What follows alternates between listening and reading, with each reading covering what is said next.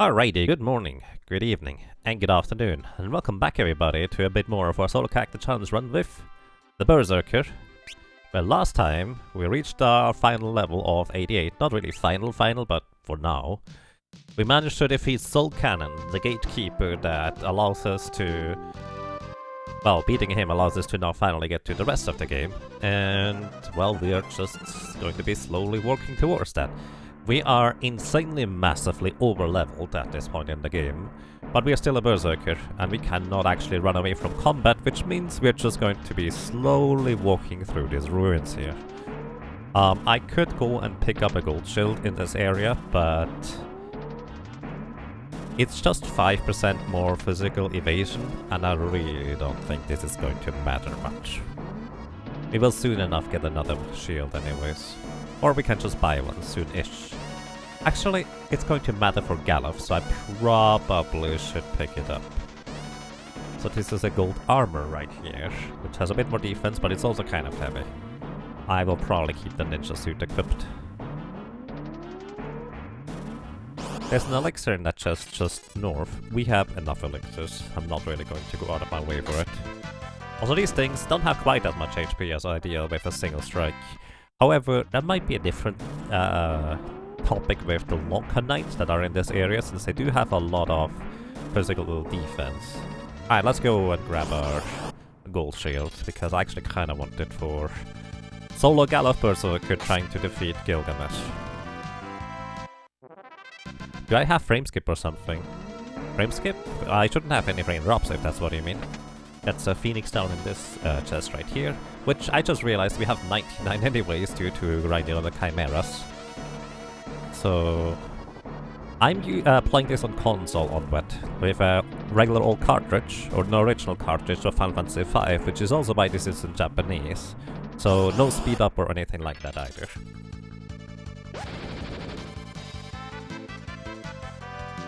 24 hours and a half is pretty much how long it took to beat Soul Cannon, which is still in World 1, which is not particularly far through the game.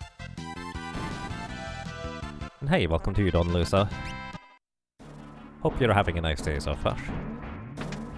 Thank you for the good luck, and welcome to you. So as mentioned before, today's stream is going to be a bit shorter already. We have 1 more defense and 5% more physical evasion, so that's nice. The gold shield.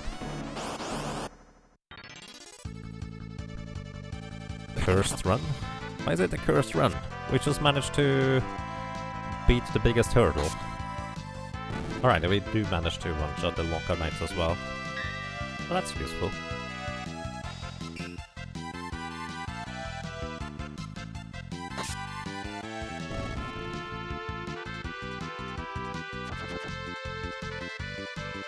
Berserker runs are just long, yeah. In the time we managed to finally beat Soul Cannon, the White Mage has completed its complete solo character challenge run. And that was up until now by far the slowest solo character challenge run, even a lot slower than the Geomancer, who had to basically go with mage stats and defeat XF at the end of World 2 with a dagger. A dancing dagger.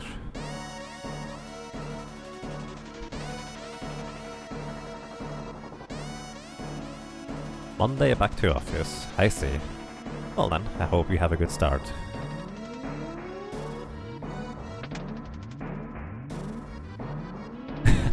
If it makes you feel any better, a good chunk of the time was also spent playing other games. That is very true. We played like 2.5 point-and-click games. I tried playing a Dark Room for a while, but it was a bit too involved for my taste, too much brain activity. We then beat the point-and-click game Broken Sword. We beat... what was it called? Kishore suggested that one. Little Briar Rose. And what else did we do?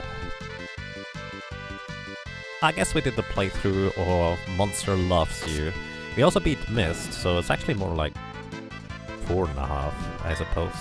And Napshot, thank you. Thank you very much for coming back to Twitch Prime for 5 months. Welcome back. And, well, I'm glad you enjoy your stay. Thank you so much. Let's see. In these chests on the right, there's money, there's a shuriken, there's an ancient sword, there is the power ring. And I think another high potion. I actually don't remember what's over there. I don't think there's anything particularly worthwhile, because I don't think we can actually equip the power ring. Even if we could, probably doesn't matter. Maybe I should go and grab it. Nah, let's go.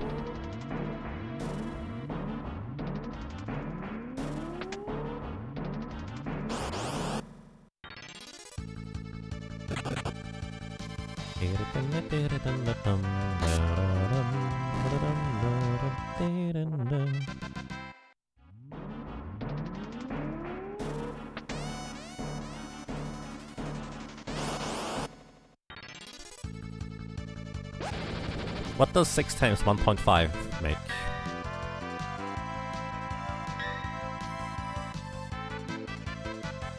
Two is 3,000.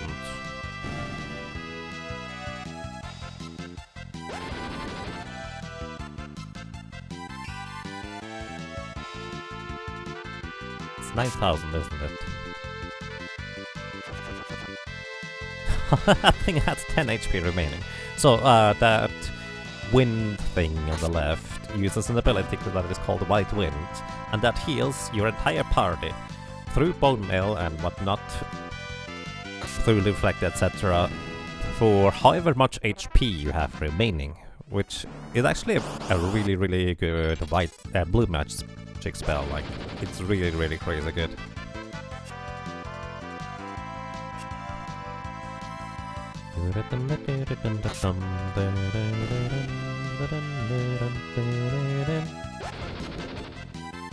Welcome to you, Kazanon. How are you doing?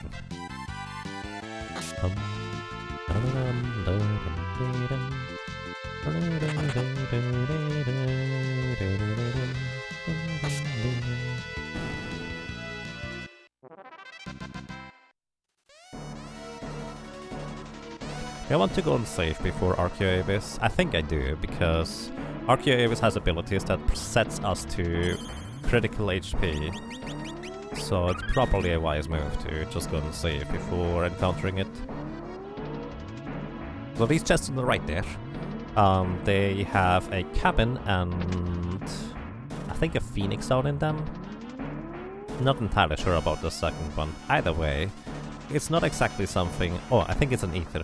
Not exactly something that we necessarily need in any capacity, so I'm just gonna ignore them. Once again, mainly because encountering enemies is kind of annoying since we can't run away from them, so removing them as much as possible is desirable. So, gonna heal up to full before encountering the Archaeavis. Do I keep the Guardian Dagger? I think I do. So here's the thing, the armor-piercing thing of the Doom Axe would actually be really useful, but the instant death proc doesn't help. But then again, I think Archaeavis has some evasion. And the physical evasion addition from the dagger would probably help. Also, I'm actually going to equip the plumed hat for 5% more magic evasion, because that's more important than a bit of physical defense. I see, thank you for the good luck, and I hope you're comfy. Alrighty, so next boss here is Archaeavis. Archaeavis has 5 phases. The first 4 phases have 1,600 HP, the last phase has 2,500 HP. Oh, and he really likes to use abilities that deal 25% of our maximum health in damage, which he just used twice in a row now, and that is a really big problem. We do 1-shot the, or well, 2-shot the first phase, and we just hope he doesn't use the thing in the next phase here. So, Archaeavis starts with really high physical defense, and then over the phases it gets less and less and less physical defense for that matter. So we're in phase 3 now. You don't see the phase change, but basically each phase it has a 1 in 3 chance to use the elemental move, which is usually 25% damage of our maximum health, which is that one too. Ouch. It is a 1 in 3 chance to do a physical move that also adds a status effect, which we have a lot of physical evasion, which would probably be this one. and we have a 25% chance to get hit. Well, a 1 in 3 chance to get hit by just a regular physical attack, which is what we want to see.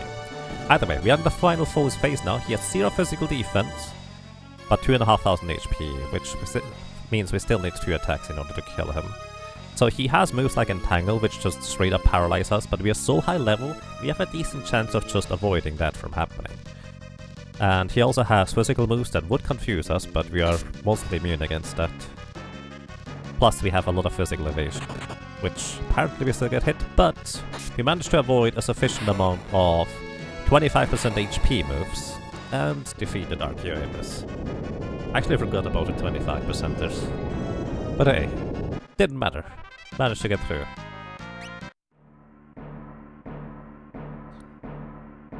Alrighty, so we defeat that guy. We're not quite out of the woods yet, because there can still be encounters in this room. I wanna just heal up a little bit.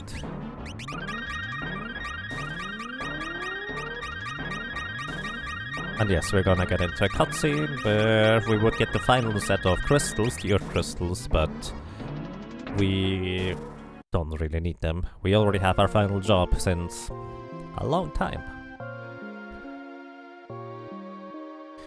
But yeah, I feel like using the Doom Axe would have probably been better. We would have been able to one-shot more than just one of the 5 phases, if we get some decent rolls. And the misses might not have played as much of a role, but I was just also thinking about that physical evasion, which we did block some moves that did do like some status effects and damage. But yeah, here we are. So one of the questions is, oh, I have to actually pick up the Eager Shield now that I think about it. Because I don't really have the opportunity to get another one, so I can't use the Flame Shield, or get the Flame Shield. Which is not until way later, but just thinking ahead here. At last, progress! Indeed. Tuali, thank you!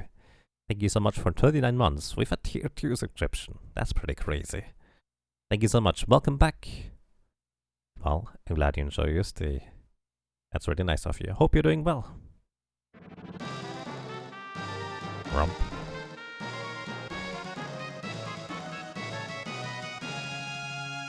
I feel like I shouldn't drink any coffee anymore. Today is the first day in like 2 weeks where I had a cup of coffee, and afterwards I don't feel particularly good.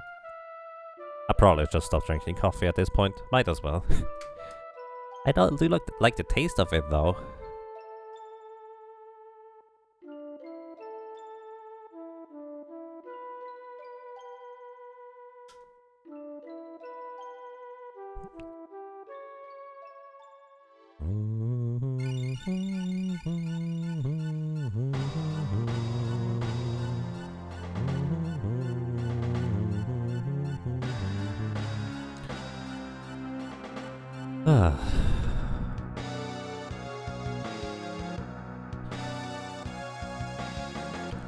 Alrighty. After these bunch of cutscenes, we will get to try and defeat the meteorite mini-bosses. Those are the bubble monster, which we should have absolutely no trouble beating because it only has straight-out damage moves. The Titan, which we should absolutely have no trouble beating because it only has damage moves, and the Puroboros, which even though they only have damage, they actually have so much damage it could potentially be quite threatening to our solo Berserker. So that might be less than ideal. We'll see. Hey Raycodactylus, welcome. It's going quite fine. How are you doing?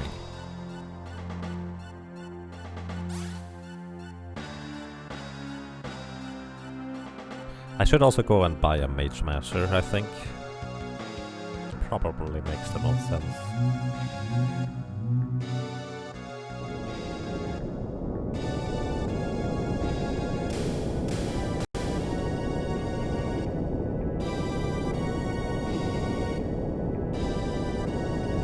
You're alright, that's nice. Glad to hear that.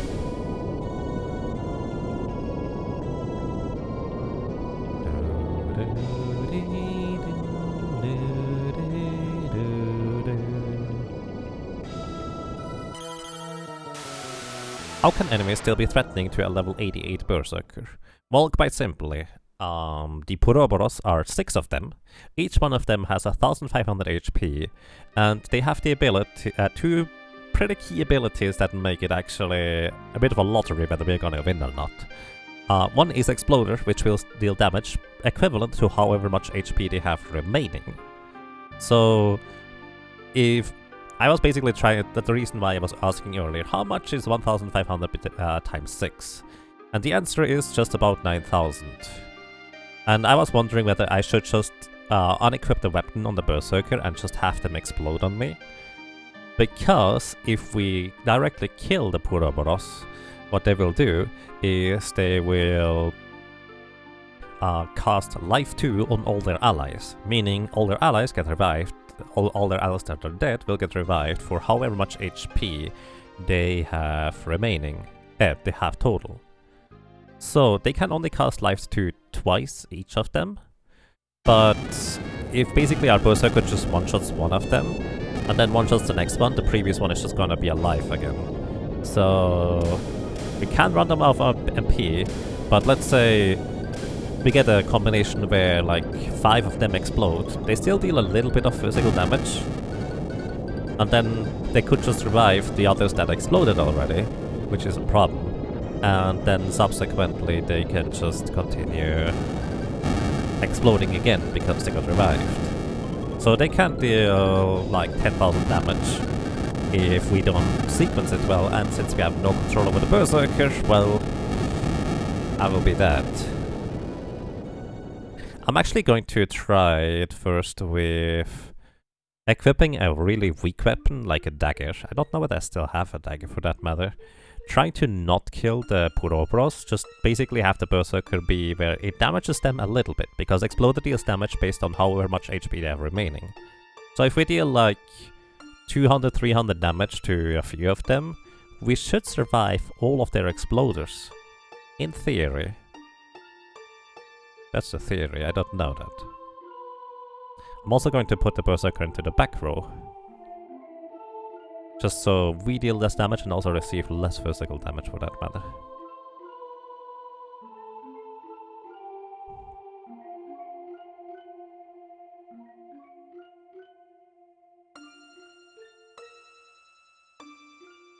And hey Corona Cat, welcome, doing quite fine, thank you. Trying to end this run today. No, unfortunately I don't have quite enough time. In actually 2 hours, I will have to stop streaming and get ready for my Zelda Link to the Past randomizer race. So I started a little bit early today, earlier than scheduled, because of that.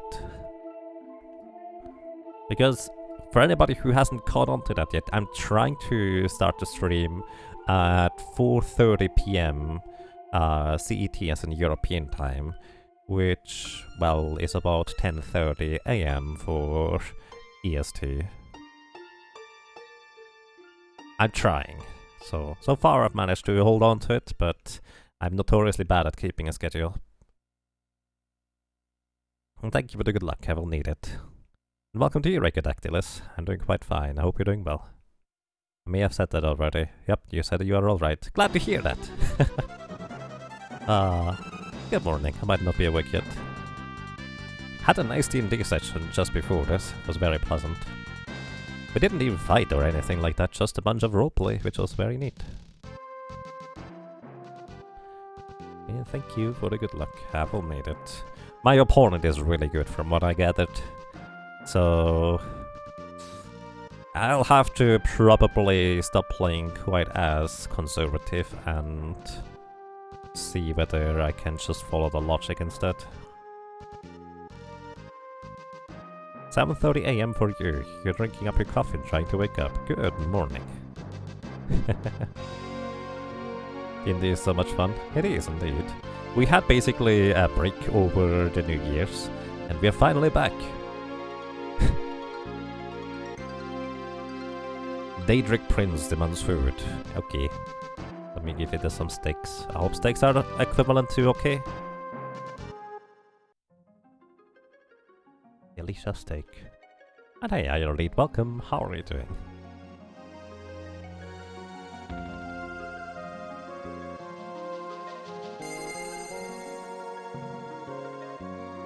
one of the things I try to do, because basically a lot of our characters are just keep to themselves even though they work together, and I feel like maybe after a while my character feels probably comfortable enough to start talking and asking about their backstory.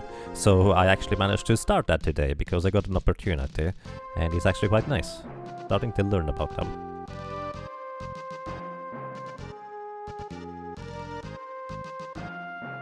You're starting back up tomorrow. Nice. What are you playing, if I may ask?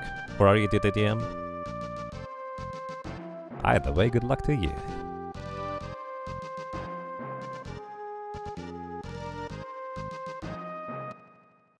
Also, my monk is trying to learn how to cast spells, and it doesn't work too well. Poor little monkey. Because even though he's a tiefling and has some affinity to magic on a baseline, druidic spells are kind of weird. He did learn something interesting about them though. Alright.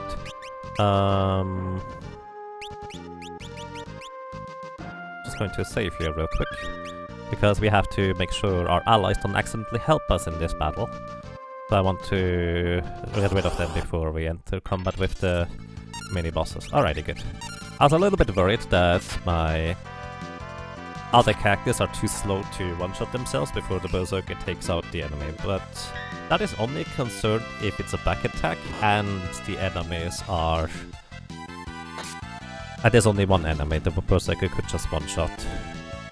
So the reason why that's a big concern is because Berserker for some reason just ignore back attacks and just start on their own speed anyways. At least, I think they do. What am I talking about right now? Random things of my D&D character, I relate. It's Pathfinder 2, technically. Nice. Hope that works out well. I don't really know much about Pathfinder at all, aside from it being a derivative of D&D 3.5. Alrighty, so here we have one of the easier bosses that we're going to be dealing with. This is going to be Titan. Titan has basically a counterattack where once you kill him, he will cast Earthquake on your entire party for 500 damage. Which is normally a lot and rather devastating, even for some solo characters that are, well, solo and gained all the experience themselves. But for our ridiculously overleveled Berserker, this is not exactly going to be a threat. Pesky holidays. Ken Bew, thank you! Thank you very much for the host. Welcome, how are you doing? Oh yeah, he also can use Earthshaker just as a natural move, which is usually really bad if that happens to you. 15% chance to miss. I don't know whether he has evasion. Hello, welcome, I hope you have a nice day. And that was almost a one-shot. I think he has 50 HP left. Wow, that would have been really bad luck for a regular group of characters.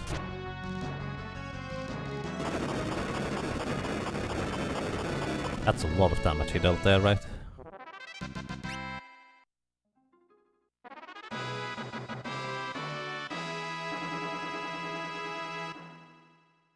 Oh, you're the legend. Shake, shake. Yeah, he feels like he's playing that shake, shake game. Whatever that might be. I forget it. What is it called? It's a Nintendo 64 game. I've never played it myself, but it's always been funny to me just watching some people play that. And apparently it's also ridiculously difficult to get some of the S ranks or so. Shake, shake. I don't even bother to heal before encountering this next boss. So this is the Chimera Brain, I think it's called. And basically that boss here has lots of attacks that hit your entire party for a decent amount of damage, and it uses them rather frequently. It is susceptible to instant death and is not heavy, so if you have moves that can take advantage of that, they are pretty handy. But, well, our Berserker doesn't really care too much about the petty little amount of damage this guy can deal. 304? Well, that's not too bad. Mischief Makers, there we go, that's the right one. Ferris misses twice again. Let me guess, this is going to be 2450 damage now. Also Blaze, always about 240 damage. Oh, not quite, but instant death anyways. 240 damage and also inflicts HP leak status, meaning we gradually lose HP over the course of time.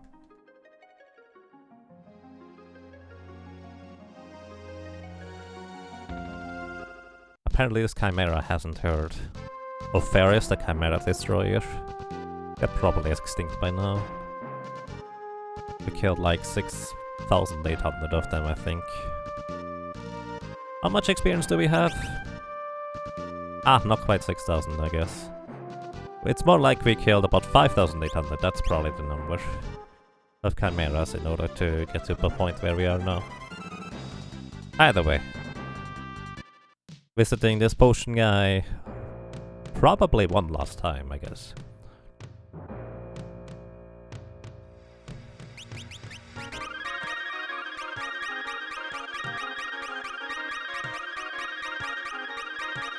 He can probably put his kids through school without any trouble from the amount of potions we bought so far from him. Or his grandkids, I suppose. I don't know. On level 88 Goon. Bullying low level things, yep. But hey, the next boss is actually going to be dangerous. So that's going to be interesting.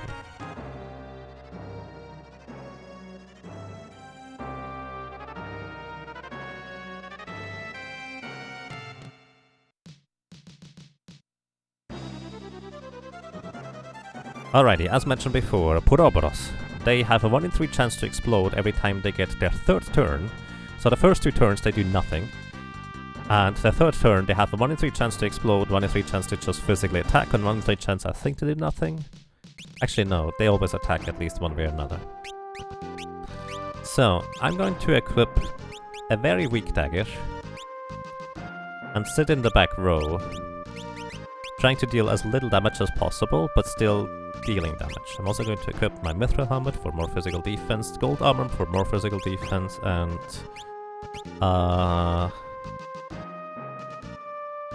the Angel Ring gives me that much... Wait, that's that's magic defense, isn't it?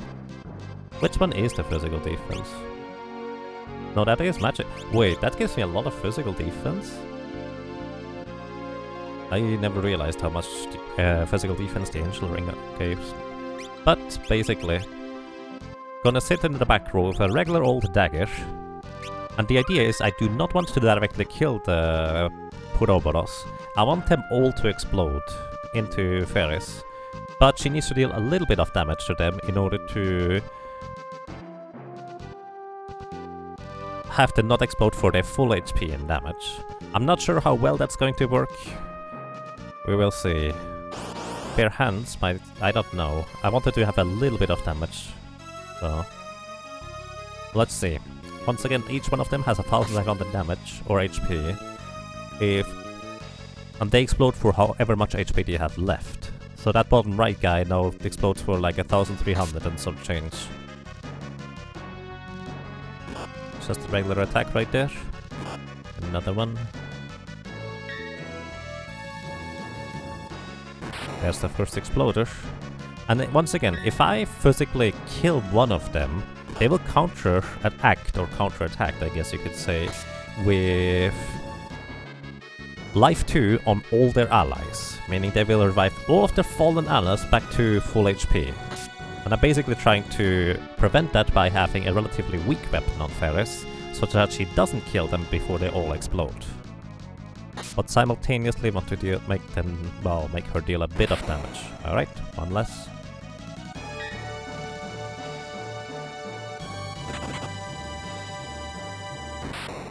Okay.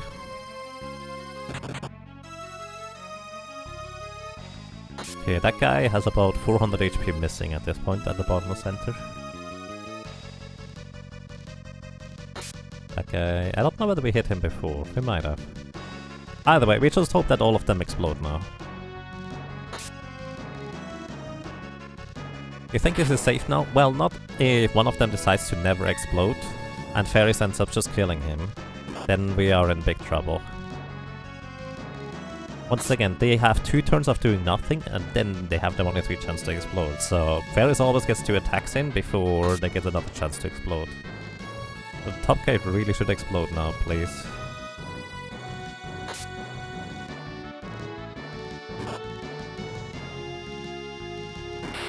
Okay, good. Now we need that last guy to explode. It's a 1 in 3 chance whenever it gets to move.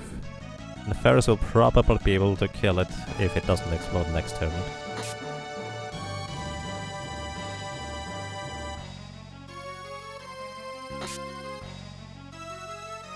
Nice!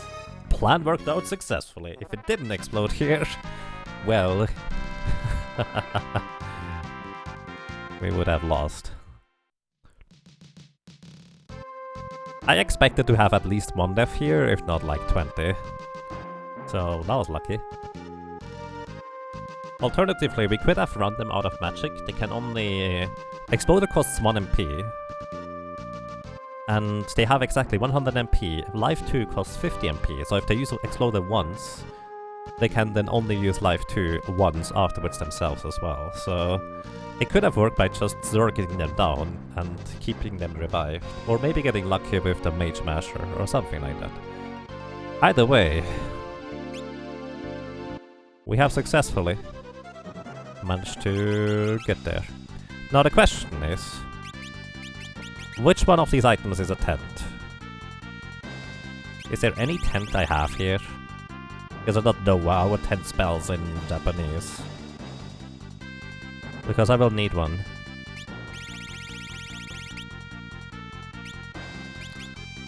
Aside from that, I want to unequip everything on Ferris. We can equip her a 1-2 max, this is fine. Anything else? I guess we are ready for World 2. I think. I don't think there's anything else I need. We could load up on potions. Do I still have potions? Did I load up already? I did already load up.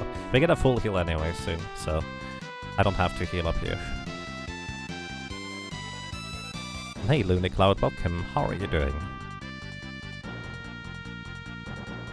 If all else fails, you just check the item drop on the diner. Yeah, I was thinking about that too. It's probably easier. That is the tent. Thank you if that's it, however, and also beef curry. That should be the tent. Thank you. I appreciate that. Worst case scenario, we just get one from an enemy here.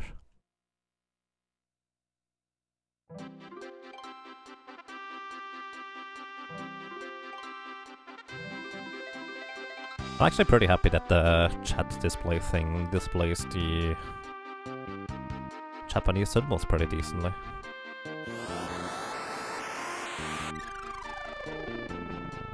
Worst case scenario, just drink an elixir.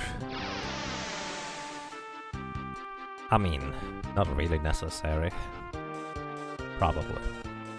But elixirs are there to be used, that is true. 0 deaths on Archaeavis, 0 deaths on Puroros, 0 deaths on Chimera Brain, 0 deaths on Titan. Now for Galuf, we might actually try to defeat him with a Solo Berserker level 1 Galuf. He is susceptible to instant death, and the Doom Axe does do pretty good damage, plus we can have a decent amount of evasion thanks to the Gold Shield. That's actually the reason why I went and grabbed it, as well as the Elf Cape. Since Unicode has been standardized, it would be surprising not to display it. It's basically a matter of whether your default font has the symbols in it at all. Well, yeah, that's kind of what I'm getting at. I did not know whether the font had. Alright. That seems to be my tents. Yep, that was the tents. Thank you. Again, I don't know actually Japanese. I just figured if I do this ridiculous Solo Berserker challenge, I might as well go all the way and just play it on console.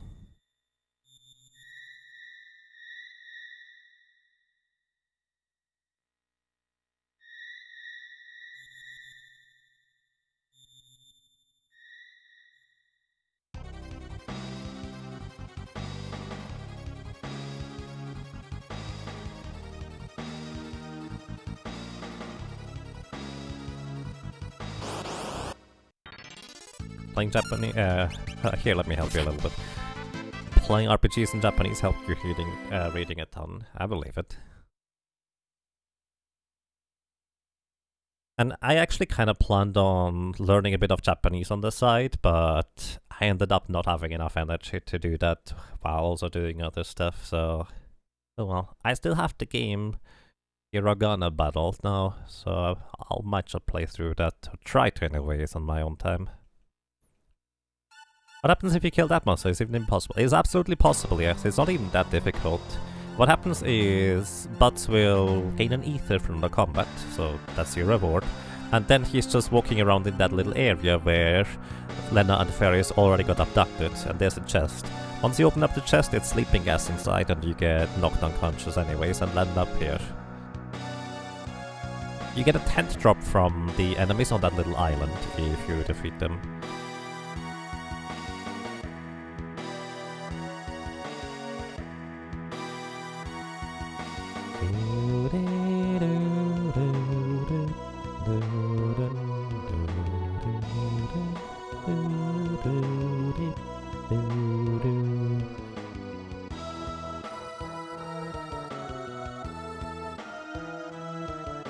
Hexdefscape. Yep, pretty much.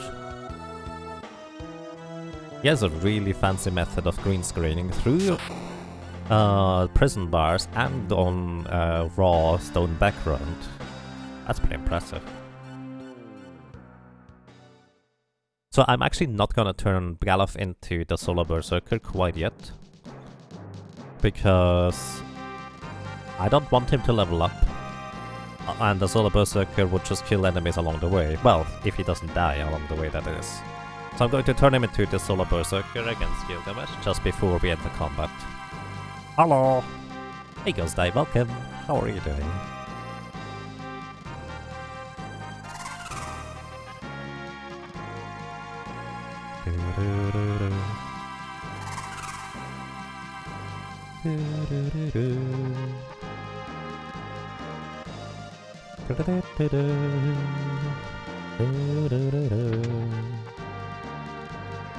Also, you may have seen in my save screen, I actually dedicated now 3 save slots to the Solar Berserker. One is before Sandworm, one is after Soul Cannon, and one is, well, just now.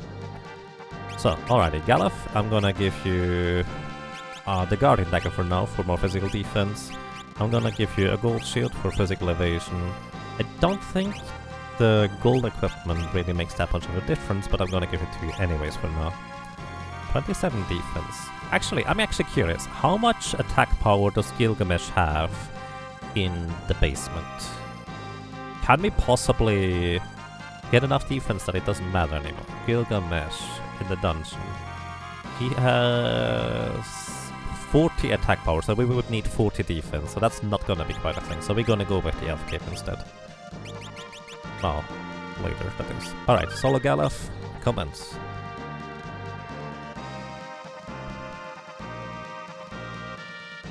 You got woke up super early for a work crisis, so you're a little sleepy. Oh dear. Crisis resolved though, I'm glad to hear that. Work crises are not fun. I do remember a bunch of those, where it's like... I don't even know whether I want to tell them that I'm gonna be available or abroad, because I want to have my holidays.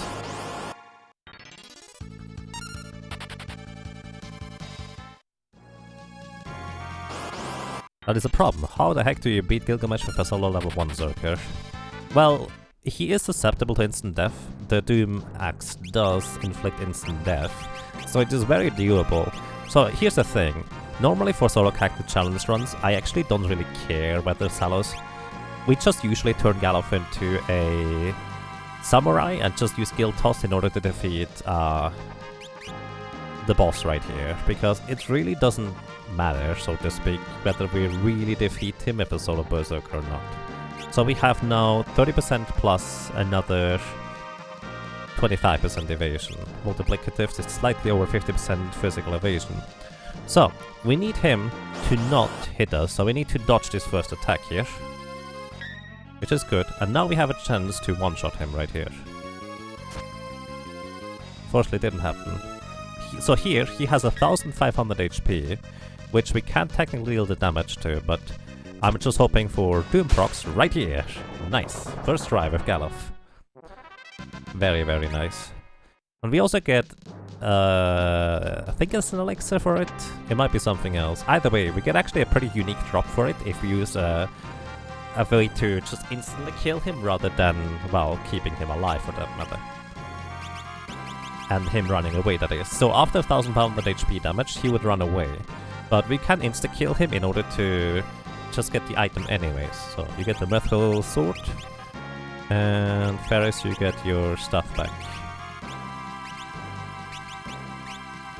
So now we just hope that Ferris doesn't kill the enemies before the allies kill themselves. Which shouldn't be a problem, but we'll see. Also, it's pretty unusual to get into combat down here.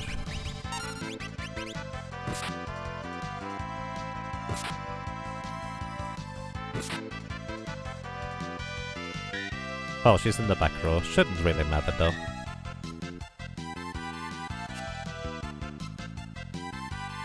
You actively ignore work outside of work hours, so work crises that occur after you've already put your hours for the day, you just don't acknowledge. Yeah, I couldn't always do that either, because some projects just needed that attention, and we had to resolve the issues, otherwise the client would be unhappy and our little business wasn't doing too hot already, so... Well, I say our, it's not mine at all, I was just employed.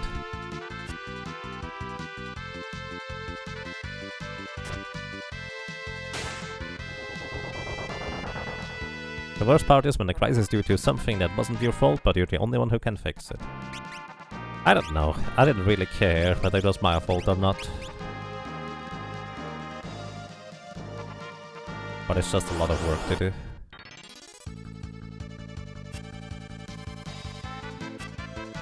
You personally feel that work encroaching on personal time is immoral and exploitative. Right. But the thing is, it was kind of like a startup business to just get its shoes wet, or its feet wet, I guess, in the area, and we had to make a good impression, so everybody tried to work pretty hard on that. But, well, stuff didn't quite work out anyways.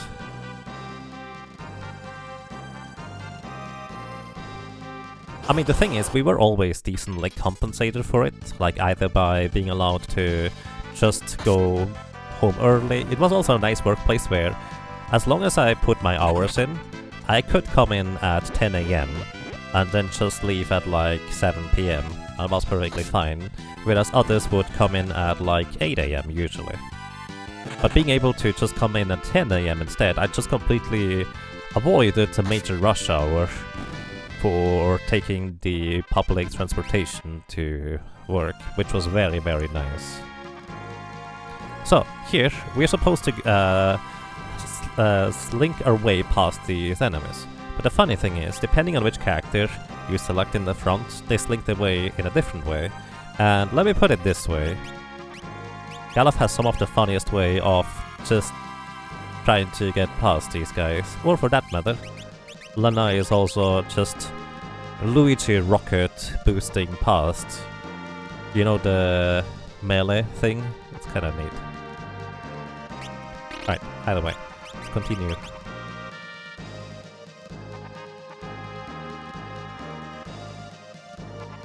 You were an admin for the state. We had an admin only wrecking stuff so she wouldn't be replaced, as she was pushing 65. Not a fun time.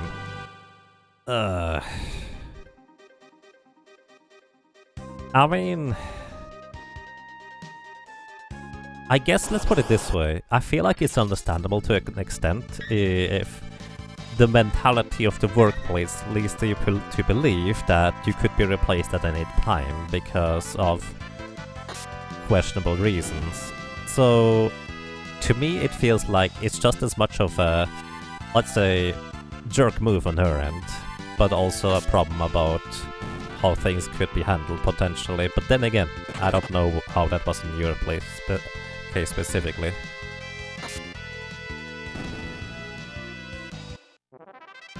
But yeah, either way, not fun to deal with. Wait, I need to save before we go in here. We should be fine regardless, but I want to save anyways. Just keeping the Guardian Dagger equipped.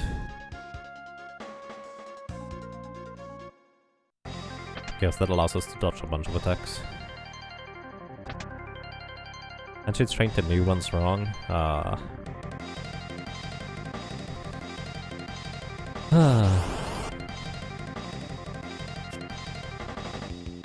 You're merely an academic, and crisis at your work is usually like lab equipment is broken or a student's grade was input wrong.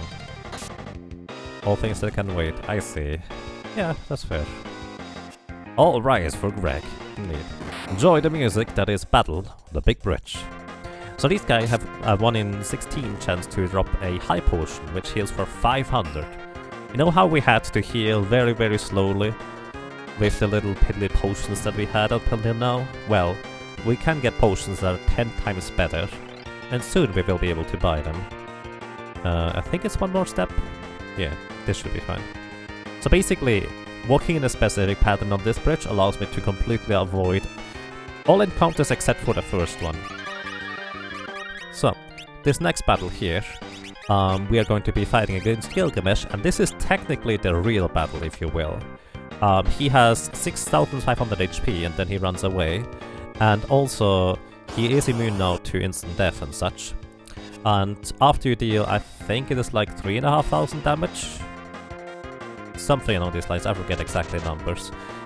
He will switch over to his second phase, where he uses Shell, Armor and Haste. Meaning he will go about 5 times as fast as our Berserker does, like literally. He will also take only half damage at that point, which we reach that phase in 2 hits. So we need like 2 more good hits and he is going to be down, I would guess. Also he uses jump, that means no matter whether you're in the back row or the front row, you take full damage from his physical attacks right there. And as you can see, he's just going ridiculously fast. Haste is an insanely powerful status effect in this game. And yeah, if we didn't have so much HP and ridiculous amounts of over-leveling, this would be actually pretty difficult to handle. Or very luck dependent anyways.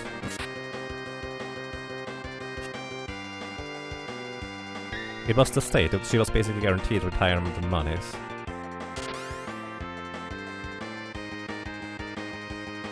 Yeah, I don't know.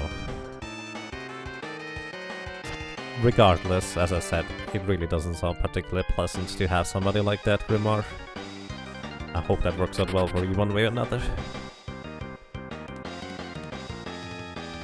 Like, the irony of the situation is, it feels like she would get replaced because of these antics instead.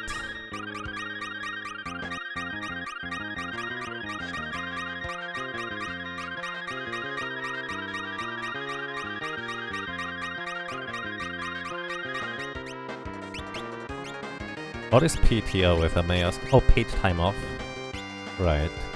We have state required for state, country required, government required, legally required 4 weeks off per year for like paid vacation in Switzerland.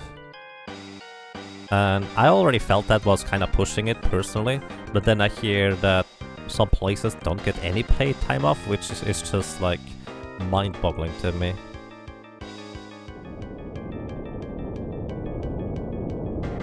Hello Sultana, welcome, how are you doing? I'm legally required to take 4 weeks off of streaming. Well, I mean, employers are legally required to give their employees 4 weeks off per year. Most places, or some places I've worked on, actually give 5 or 6 weeks off, usually. Like, 4 weeks is usually...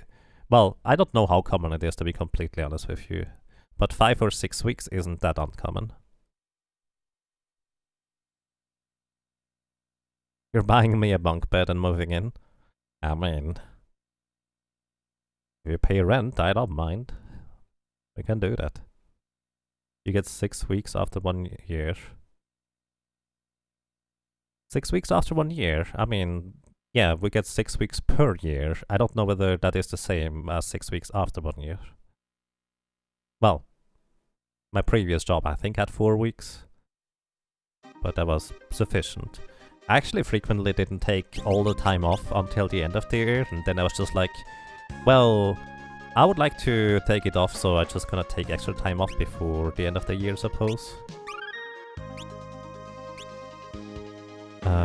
Okay, I wanna switch back to the Guardian Dagger. Oh, I already have the Guardian Dagger equipped. Okay, so here, we actually have a problem walking through here. And that problem is, enemies can revive our characters with a 50% chance for them being a zombie. And the problem with this is that we do not have a good way of... we do not have a good way of preventing our Berserker from killing the enemies and accidentally giving our allies experience. So what I'm gonna do is I'm just gonna open and close the menu a bunch, which should allow me to skip all encounters. So the way I understand it is when your next step would result in an encounter and you had the menu open just on that step, you actually skip that encounter. I think. I'm not really sure about it.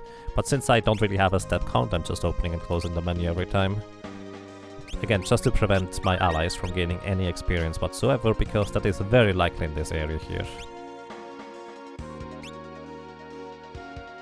Maturity leave is mandated in most states, if not all. Paternity leave is a joke and gets nothing.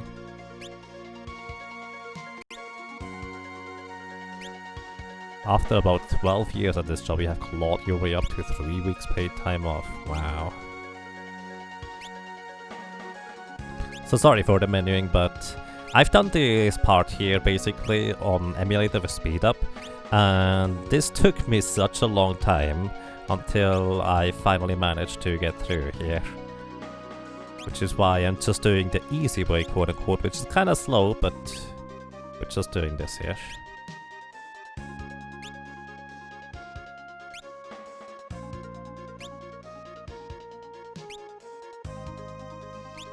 Per year. If we don't take it, they pay us instead.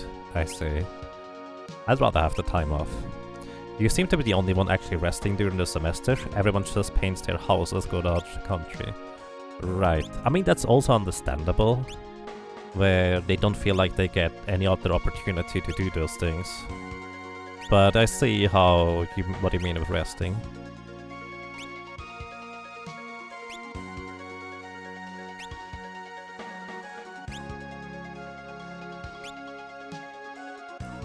Paternity leave is only mandated in 4 states. Wow.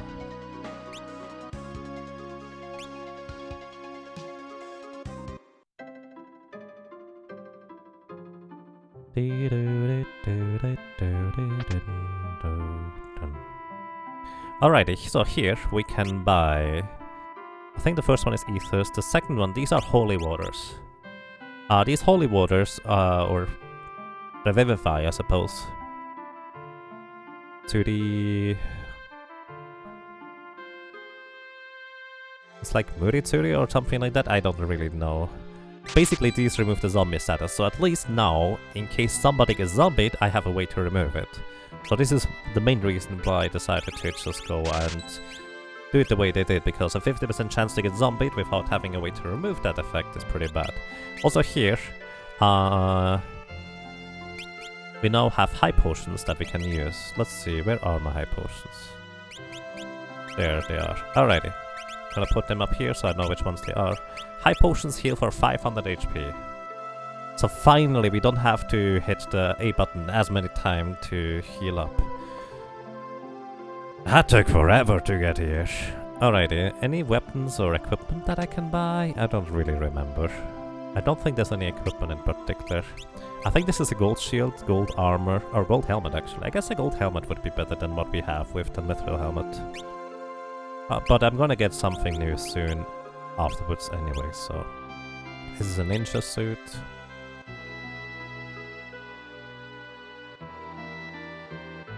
And we can get a new type of dagger here that deals a bit more damage than the Guardian Dagger. I'm not sure I will use it. Also, this is a poison axe if I'm not mistaken, which I believe is actually still worse than our Doom axe if I'm not mistaken. Let me double check that real quick. Ah yeah. Wow, the dagger is also better than the poison axe. Up.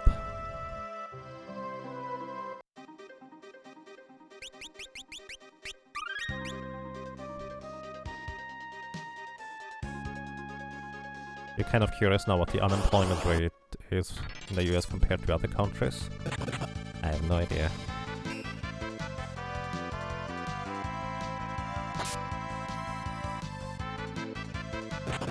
That's why your plan is to yearly get a kid, so you work off like 5 years.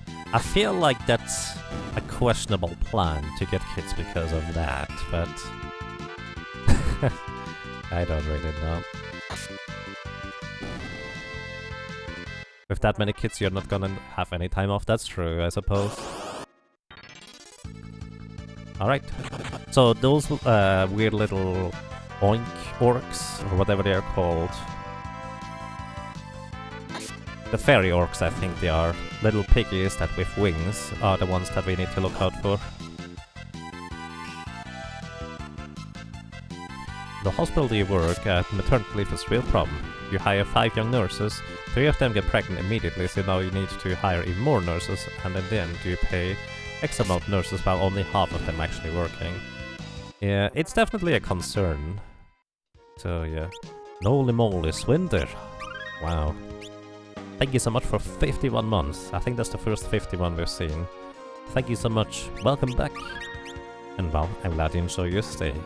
Hope you're doing well. Hope all is fine for you. Thank you so much.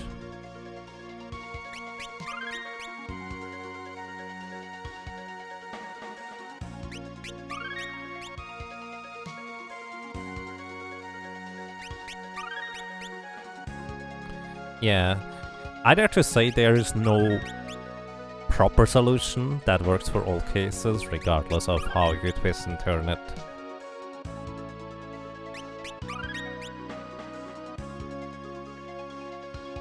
Because if your workplace just straight up doesn't have the money to give you paid leave, because, well, you're employed there, but, well, you have a kid, so you want to time off, which makes sense. Then that's also a problem, I guess. Time to one-shot Dextef. I would be really surprised if we one-shot Dextef. What time is it? Okay, we have about an hour left before I have to go prepare for the race. Is the X-Def ghost fight easy for Berserker? Right now we don't get an X-Def ghost until World 3. But it should be doable thanks to bone mail, but we don't also don't have bone mail yet, so to speak. So it's doable. I wouldn't say it's necessarily easy, but we should have enough damage to get through it. The other dragon, however, would be a problem. The only thing unpaid leave does is ensure you have a job when you return, which is also nice.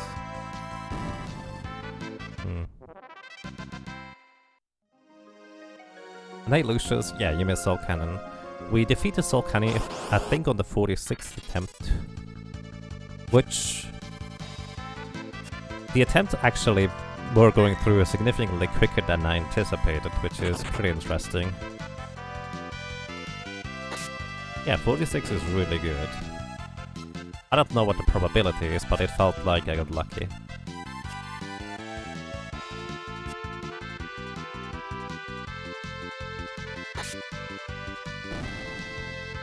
Cactus using the nurse shop should be able to equip an amulet that resists pregnancy. I mean, it doesn't have to be a specific nurse. I feel like being able to equip an amulet like that would be handy for most people, one way or another.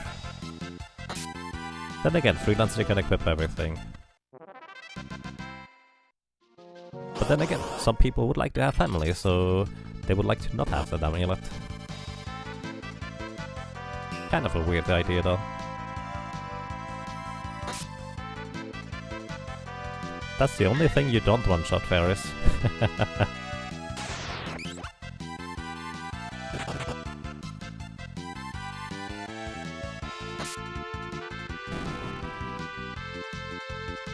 By the way, these blobs are weird. They come with the precondition of being poisoned.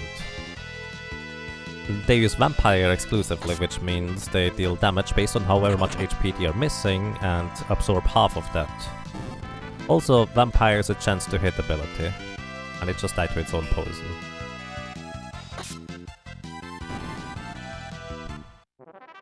And we are such ridiculously high level that Vampire will mostly miss. Is that money? I think that's money. It has 4,400 gil.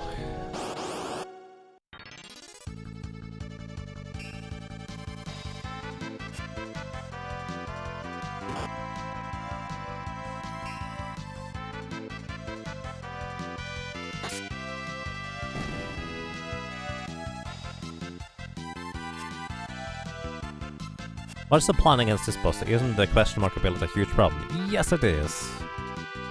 Yes, it is. But also the revenge ability, as I like to call it, is also a chance to hit thing, so we can resist it. So in fact, I might want to just equip the Angel Ring just for this guy. So, good point. What is the next hard boss? The next hard boss is actually right here.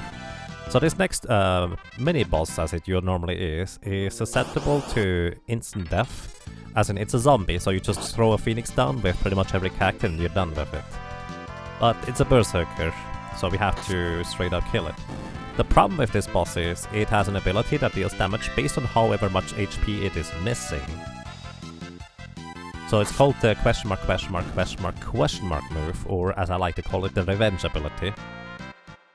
And that move is potentially a bit of a problem, to say the least. Because it could just kill us, because we deal like 5,000 damage, and then it uses that twice and we are dead. So we just hope that doesn't happen, really. Yeah, I call it revenge ability because it's somebody at some point brought up that name, and I figured it's really fitting.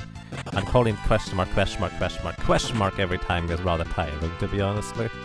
To be very honestly.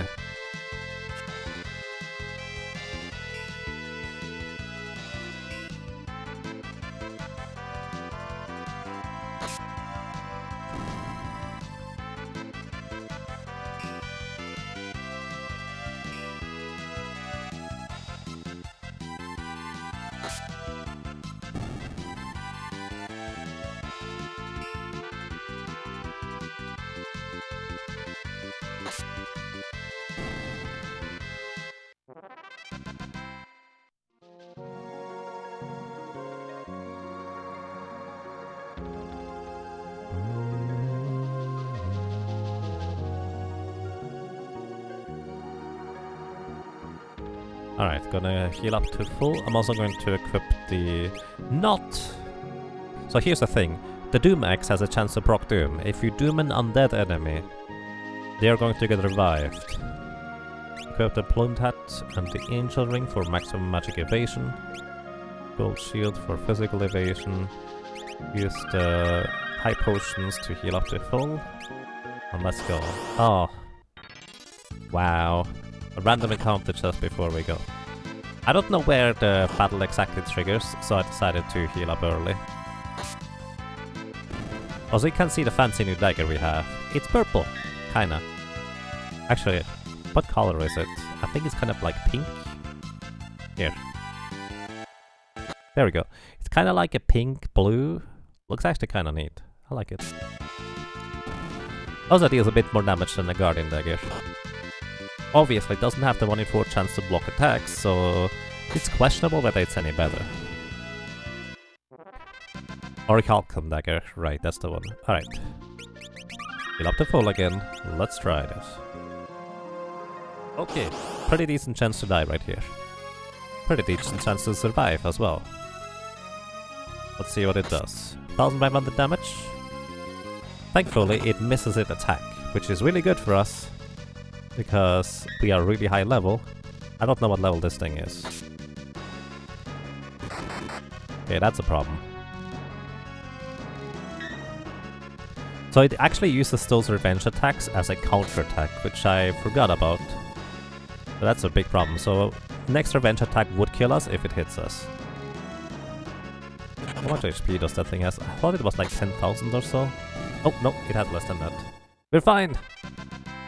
Whew. So we needed to resist like 3 out of them at least. And worked well. Pink with the blood of fairies enemies. I guess. 7,000? Yeah, I don't normally kill this guy straight up, so I don't even know.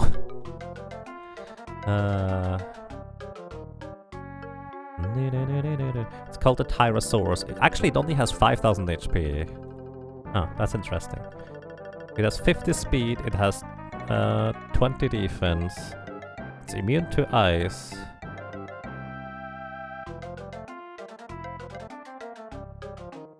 Very interesting. That was 4 hits indeed.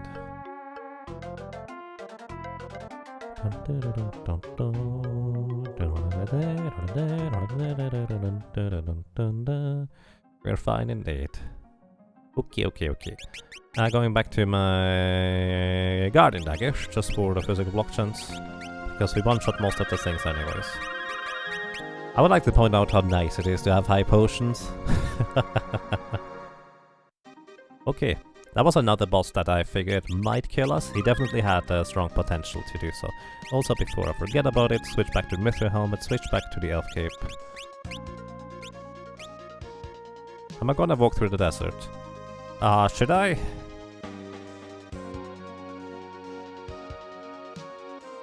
I mean, we can. This... What's there? Alrighty, let's actually go. So, let me go ahead and equip the Dumax in this case. In the desert, there is enemies that you cannot run away from, which is not exactly a concern for a Berserker anyways.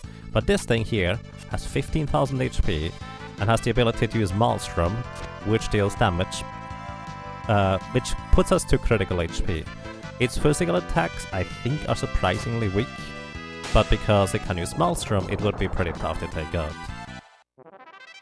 Also, I do believe this thing is really high level, and landing an instant death move is normally difficult, but because we are so insanely over-leveled, well, that's that. Also, it's only 1,000 experience. Same as Chimera, except that it has 15 times more HP, so not really worthwhile. Like you care, it's Ferris, she's strong. Very strong. Bam! No chance. No chance indeed.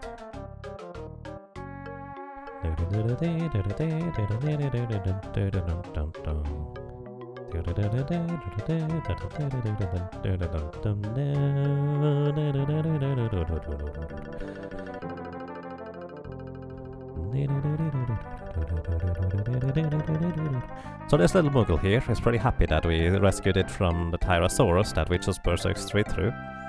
And it wants to give us some treasures. In these treasure chests we will find a few really interesting things. Among other things, we will find some money and stuff. Gold. There's 1 gold in here. This on the left one's 10,000 gold. And I actually don't really remember what is in the remaining chests, but the most important part is the dancing dagger. The dancing dagger, as you can see, has really good attack. Like really good attack, and it can proc the dancing move, gives +1 magic power as well as +1 agility. And let's put it this way. Cabin Elixir Ether. Ah, I see, thank you.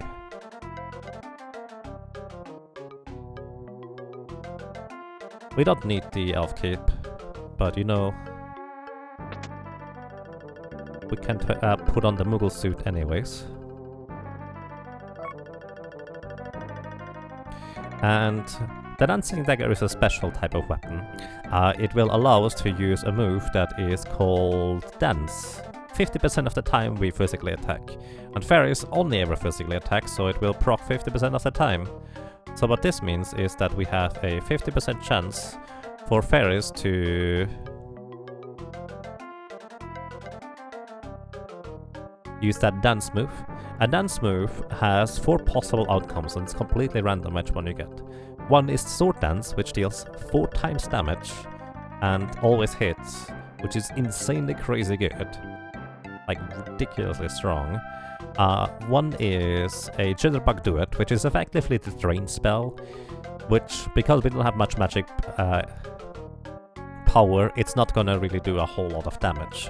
But effectively it would just drain HP from the enemies and give it to us, so we kind of don't want to see that. The other one is a Mystery Waltz, which is basically the same but for MP. It just drains MP from the enemy and gives it to us. Also pretty much exactly useless for us. And the last one would be Tempting Tango, which can confuse an enemy if they are, well, it will guaranteed confuse an enemy if they are susceptible to confusion, that way around. So Tempting Tango is actually surprisingly useful in specific circumstances, but because you can never choose what you do with the Dancing Dagger, well... yeah, this is technically the first time we can have a dagger that allows us to drain HP from the enemies. Which is not particularly good, because we have basically no magic power. It's almost like a drain ability for Berserkers. I mean, it is a drain ability, but yeah. So effectively, each one of the dance moves has a 1 in 8 chance of occurring every time Fairies attacks. Also, by the way, Drain, as well as Mystery Waltz, or well, Psych, as the spell is called too, MP Drain, is reversed if the target is undead. And we're gonna go into areas where targets are indeed undead.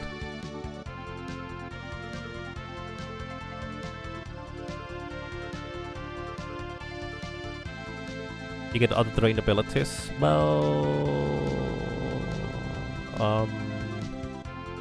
no, actually, you're right. We do not get others. We get another healing type ability. I guess that's what I meant to say. It's not an ability as much as it's just a passive regeneration ticks. Like the Drain on a Berserker. Yeah. If we had Drain, we probably would have significantly better chances of defeating the final boss. Now I'm starting to wonder how successful we could be with a Dancing Dagger instead on the flowing magic power rather than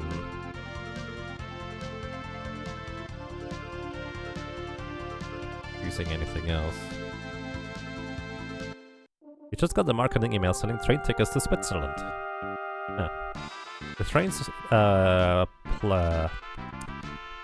system over here is actually quite nice. You can get to most places on train, and then to other places that you can't get to on train by bus. Pretty well organized, I would say.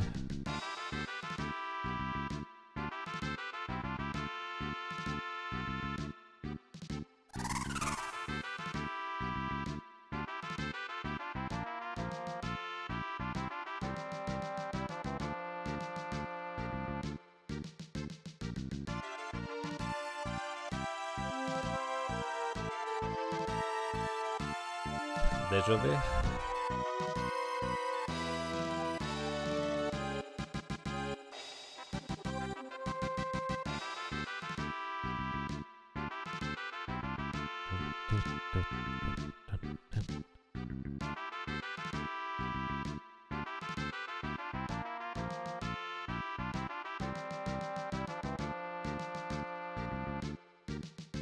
I'm so sleepy.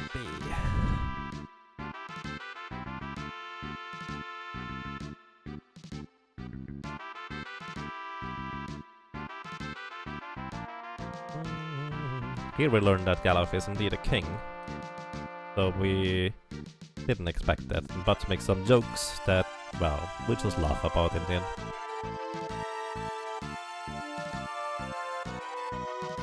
I speak French a little bit, not a whole lot. But déjà vu is a thing that just is a thing. This is the exit spell down there. It allows us to easily escape from dungeons. But it's time magic. We don't get time magic. That phase. So the next boss coming up, we actually can insta-kill some equipping the Doom Axe again. Actually no, you know what? Just gonna stick to the Dancing Dagger. It's probably more fun.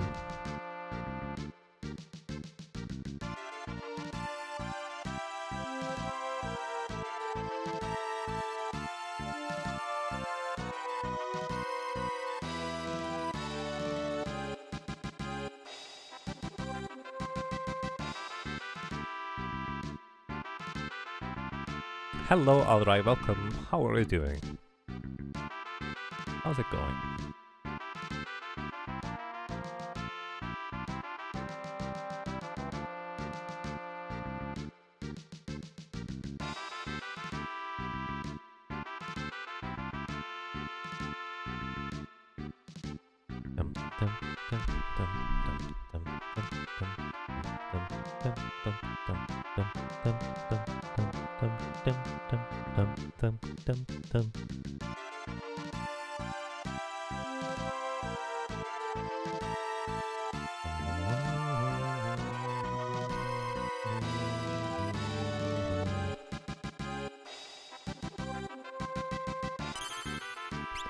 I'm gonna save here. The next boss technically has a chance to kill us, because it knows Hurricane. Hurricane is a decently high accuracy move that puts our HP into critical. And if he does that and then just attacks us afterwards, we would be dead, so want to save beforehand. He also does have Vampire, which deals damage based on half of your missing HP and heals you for just as much. That shouldn't be as much of a problem as it is for other characters, because we have enough HP to survive the counter attack effectively. But yeah, we'll see how that's going to go for us. Alrighty. Let's see the dancing dagger in action.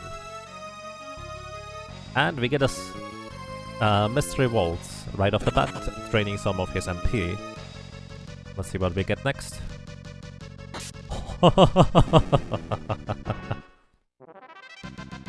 Wow. A one shot with 9,999 damage.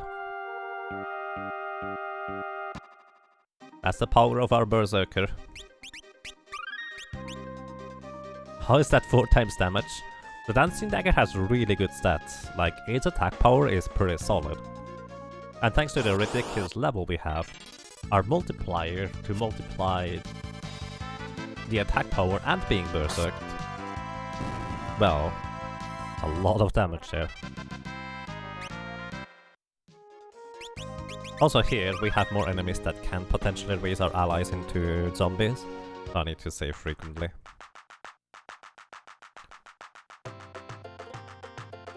Four times 2,660. Yeah, it's probably a bit of variance. I don't know how much defense that guy had.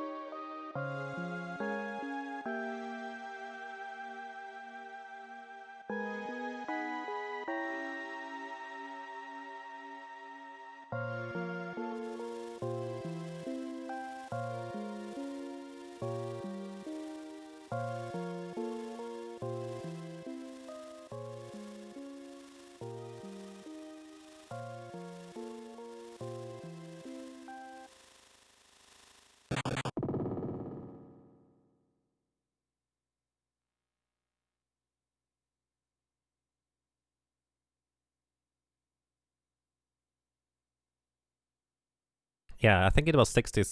Wait. I said 45 tries earlier. It was actually 66 tries. The 66th try ended up being the successful one in order to defeat Soul Cannon. And hey Flarestar, good evening. Welcome, I hope you have a nice day. Yeah, I feel like we still got pretty lucky with defeating the Soul Cannon relatively quickly. Execute Order 66. Yep. You wonder how the crystals will go. Me too! I'm a little bit worried about those.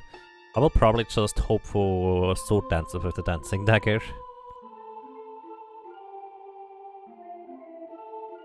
Or actually, the Doom Axe should be working decently well. I could try to get minied, but that might take a while if I'm unlucky. Because enemies being able to mini me is a chance to hit thing and be a ridiculously high level. Back in the days, you thought that XDev Sprite was a pink hair spider dude. I see. I can see that, yeah. Updating death counts here on Gallows, here on the bridge, here on the... Here, well, we haven't battled Hero Plant yet.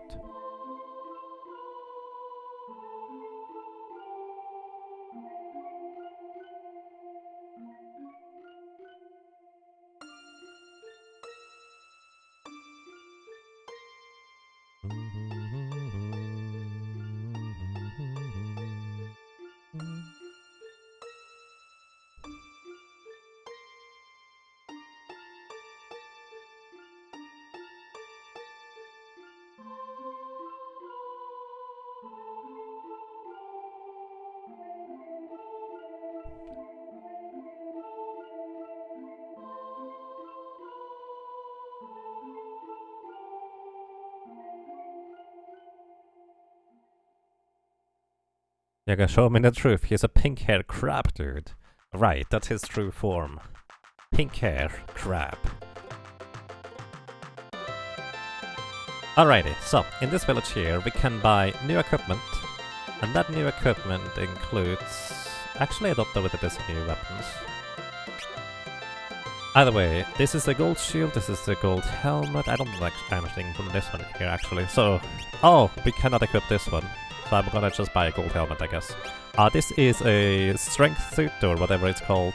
It's +3 strength. The ring is also +3 strength, but a berserker cannot equip it. Most of that equipment is for medium weight armor, and we cannot equip medium. This has 3 more defense, and... That's a gold armor.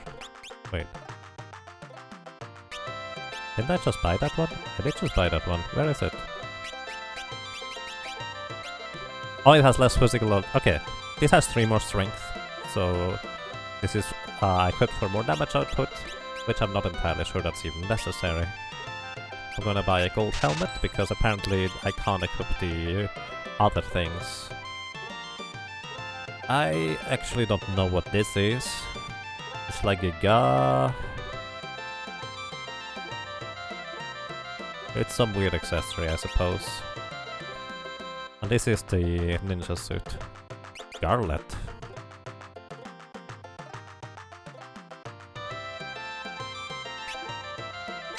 I have no idea what that thing does.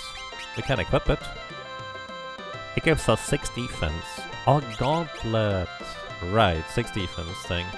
Not terribly useful. Then we have... We cannot... Oh, that's the ninja dagger. The ninja exclusive dagger specifically. And I think that's pretty much all there is. Yeah, we got everything else. Gantoretto. Yeah, it's a gauntlet. Thank you. Basically gauntlet. Close enough. Alrighty, and that's all we get from here.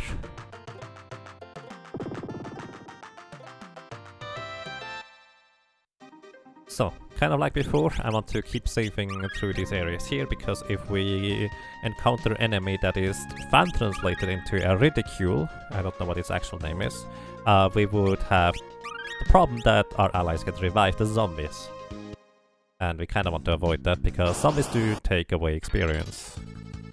Which I don't care that Fairies loses experience as much as the others gaining them. I want to keep them at the lowest possible level. Alrighty, and now welcome to Hero Mountain. There is money in this first cave. I really don't need any more money. I'm just gonna ignore it. If we ever need more money, I will probably just let the console run overnight for like a few days to gather more money in the pyramid. Did I equip the gold helmet? I don't think I did. Probably doesn't matter too much, but that's a good call. Yeah, there's the gold helmet. Just 2 more defense than the mithril helmet.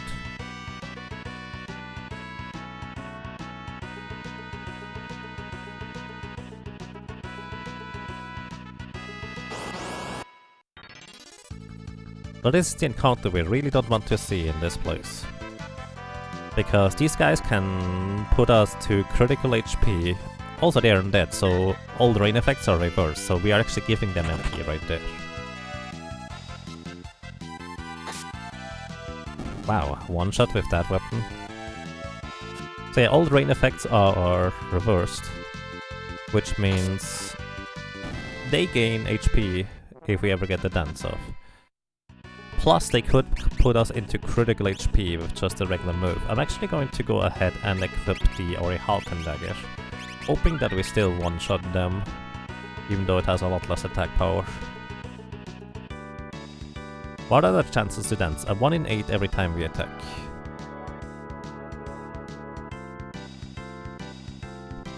So on the right side here is either a cabin or a phoenix down. Either way it's not particularly important, so I'm just gonna ignore it. Hello, alrighty, so this is a zombie dragon. It's not particularly dangerous in any capacity. The worst thing it can do is a zombie breath, which can poison us. And, well... Oh, it survived 2 attacks. I'm actually kind of impressed by that. It is undead and not heavy, as opposed to the previous Skeletonsaurus. They are in fact heavy.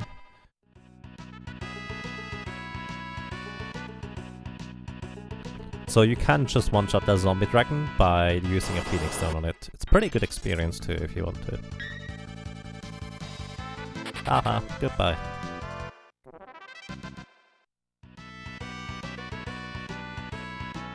Oh, by the way, the chance to dance is a 50-50.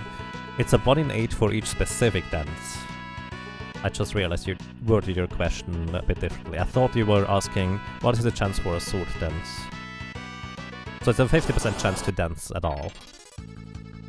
For this battle, what you're supposed to do is you're supposed to help the golem defeat the other enemies here, and he will basically then join your party as a summon. Golem summon is insanely good. If you have a summoner, I highly recommend you pick it up. And you need to defeat these guys before they kill poor Golem.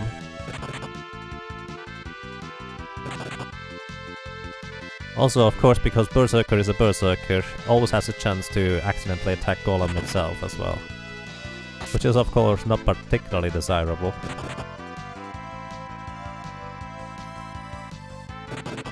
Plus, the enemies here give barely any experience. Actually, they don't give any, I think. Oh! Sorry, Golem!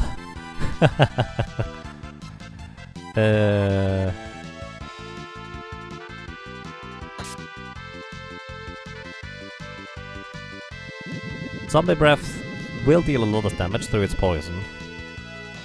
This other guy trying to either paralyze us or put us to critical HP is actually the big problem though.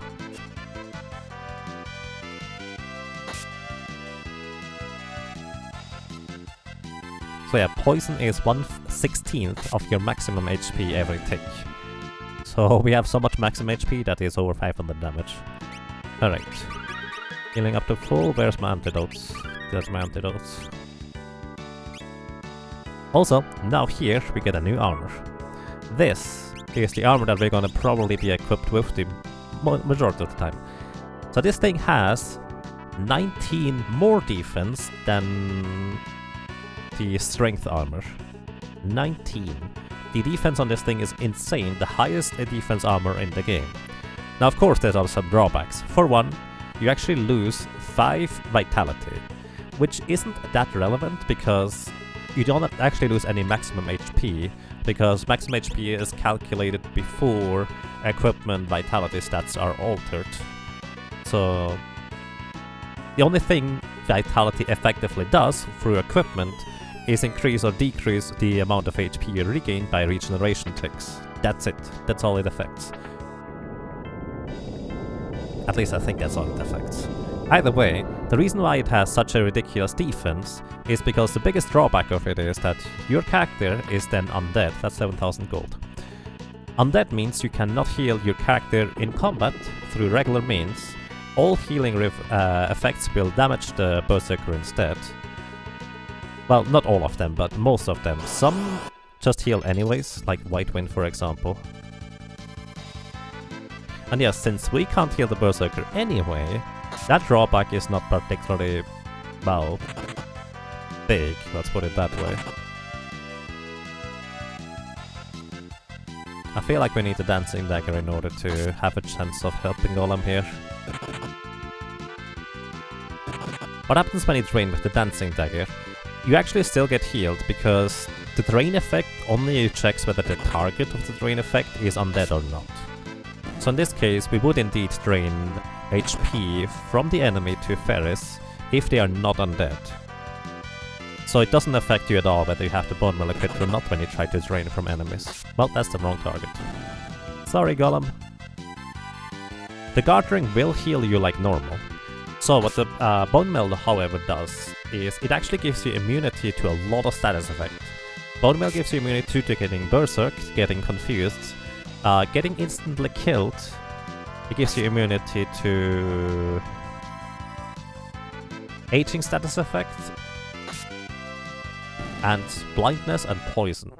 Also, as an undead, you absorb poison damage as healing, but you take double damage from holy and fire.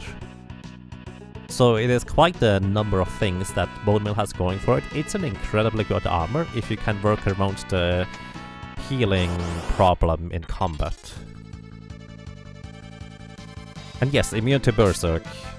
Unless you already have that status innately, which is what I'm getting at. You are also technically immune to the regeneration effect as a with the Bone Meal equipped. However, if you have that regeneration effect innately, like through equipping a Guard Ring, it will still apply to you, and it will heal you rather than damage you. I think that was the question. So yes, I think Final Fantasy VI has that where it actually will damage you if you have a regeneration effect on you. But it's actually healing in this game here for regular amounts. But normally you cannot cast a regeneration spell on the character with the Bone Meal. Watch you wear the Dancing Dagger and do 9,999 damage to Golem. Probably. I mean, the funny thing is, the Golem needs to get a turn after we defeat the enemies in order for him to join us. So it's entirely possible that Ferris kills the last enemy and then just kills Golem afterwards. Yeah, regen only works if you have a Guard Ring equipped with the Bone Meal. That's the only way you can get a regeneration effect in this game with the Bone Meal. Also, this is gonna heal us thanks to the Bone Meal. Thank you. By the way, if an ability that heals you still has a HP drain effect, the drain effect still takes place, I think. Unless you just negate it, then it doesn't.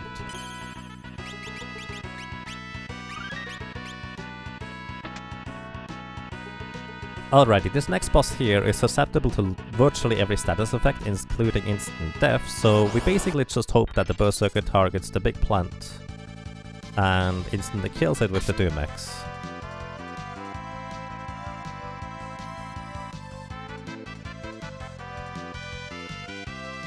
Yes, nothing is immune to HP leak. No bosses, nothing makes you immune. You always take that status effect / damage.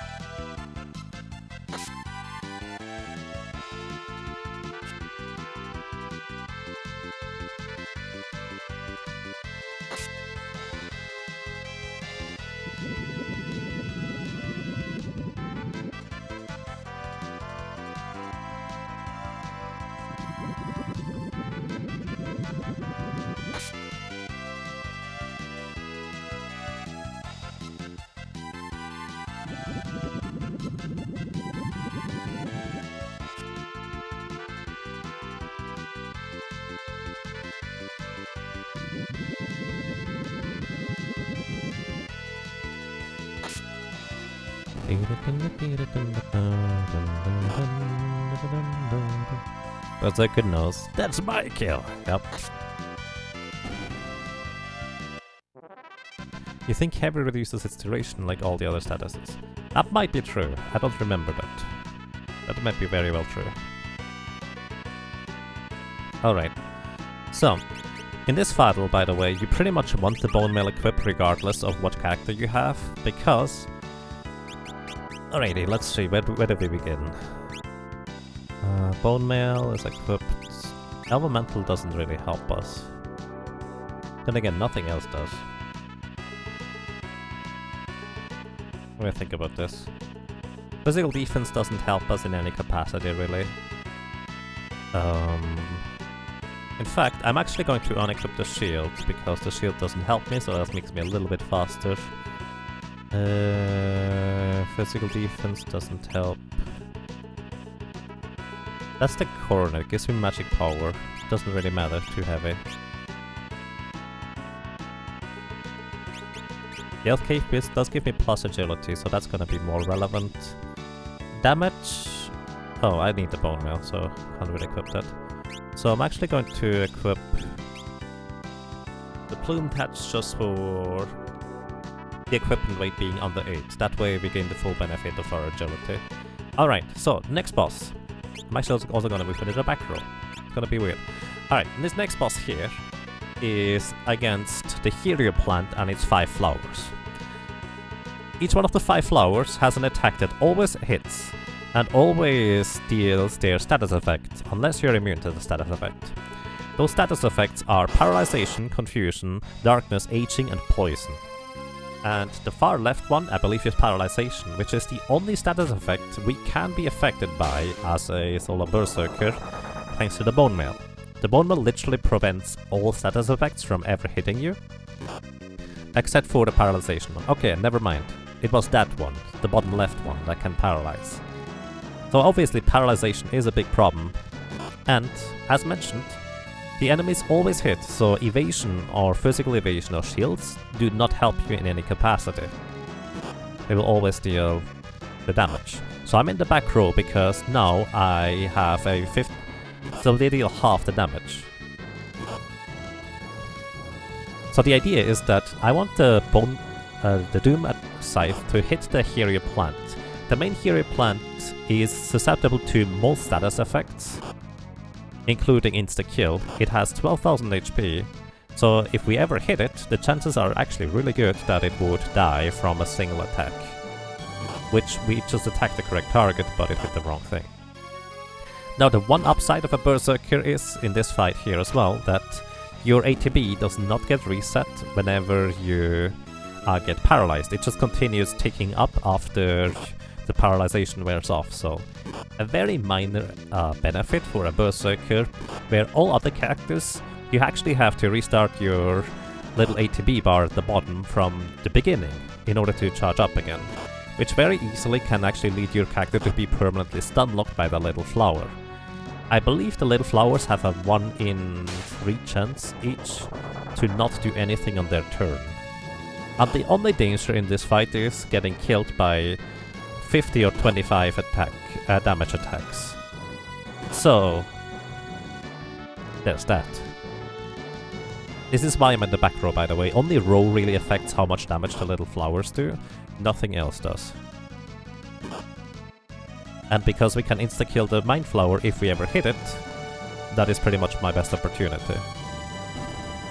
So we have a 1 in 6 chance to hit the flower most of the time, and then a 1 in 3 chance to proc Doom, a 15% chance to miss the attack in the first place, and the Hero plant itself has 0 magic evasion.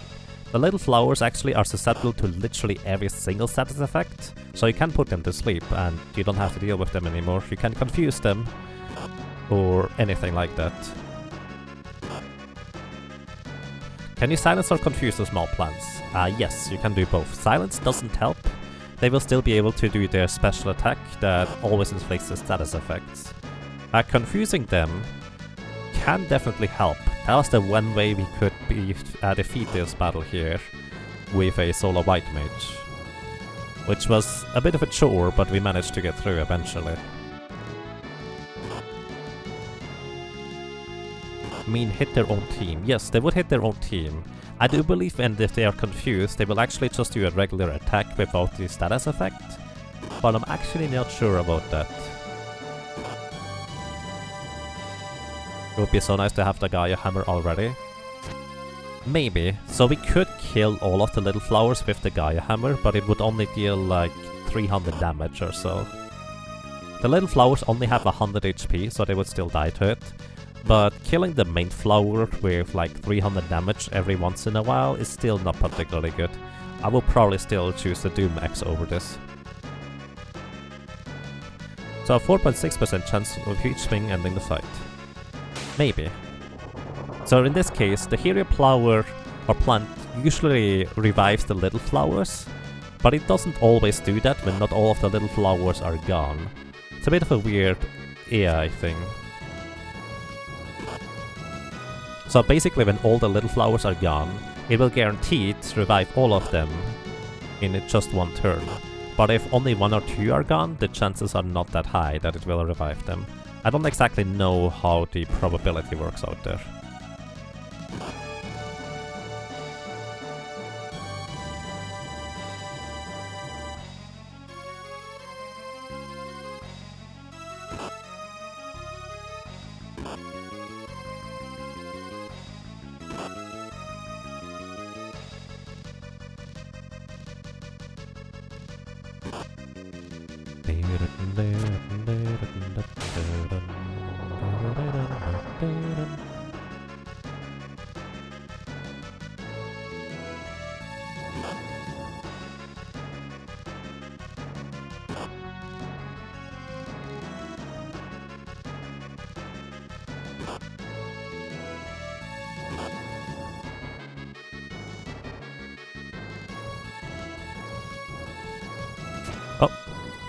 Ah, didn't proc.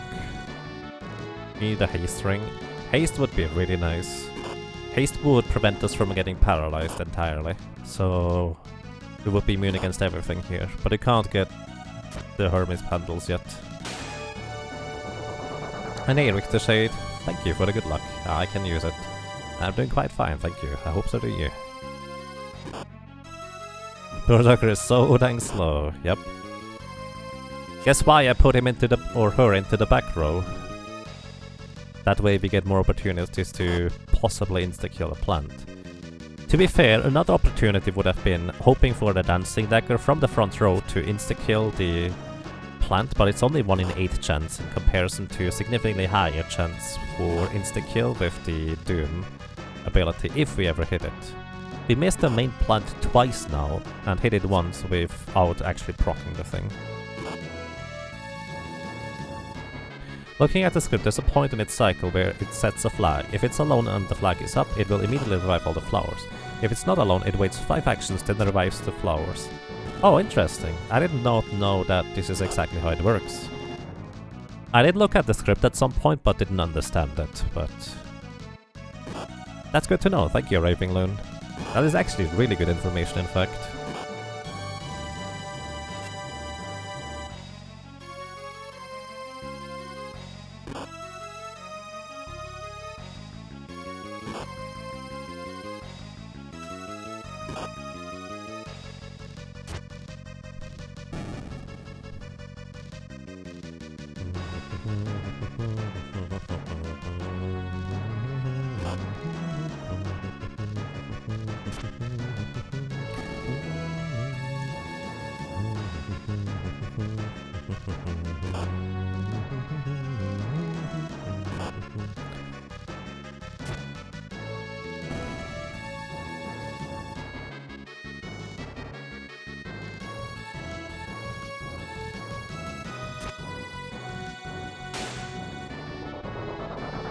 Well, I mean, Ferris has the right idea. It's the correct enemy to kill.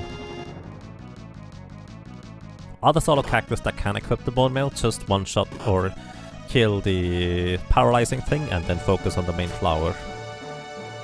Kinda like Ferris tries, but success is questionable.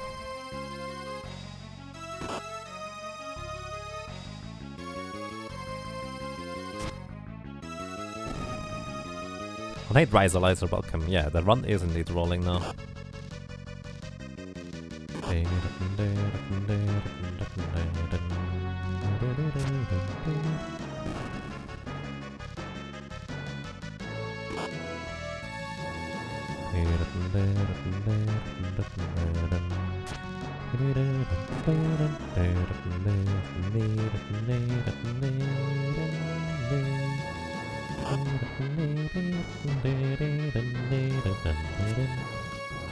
Wow.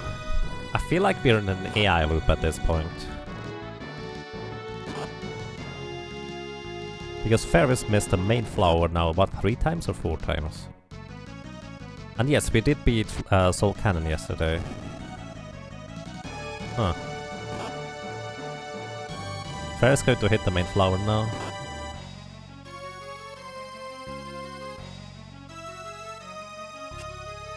No.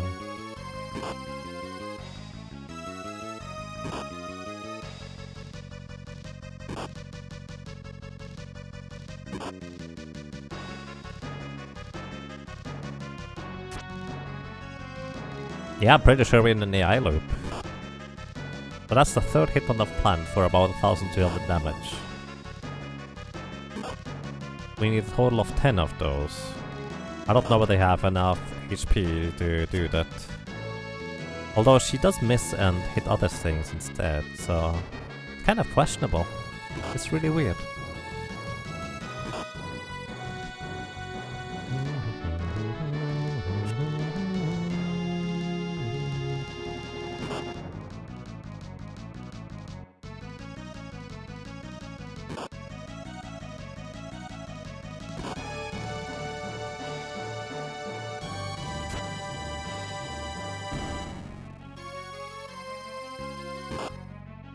Paralyzed! Yeah, we have hit the boss now 3 times. No procs, unfortunately. The proc is pretty much a guaranteed kill, because the main flower does not have a magic evasion. So it should hit, guaranteed, if it ever procs, which is a 1 in 3 chance each time we attack.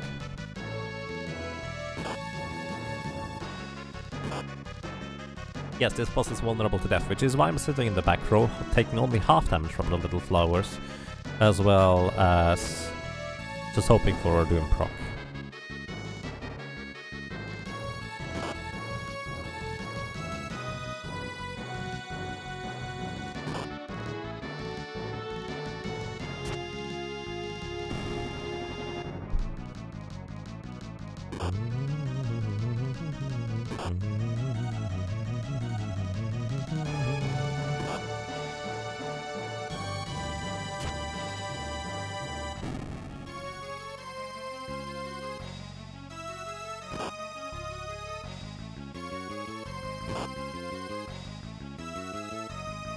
Oh.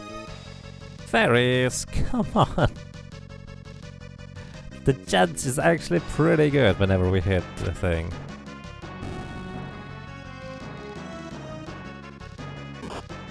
Yes, Mirage Village is the first time you can get haste boots. In fact, that's the only place outside of the one in the chest in the Void.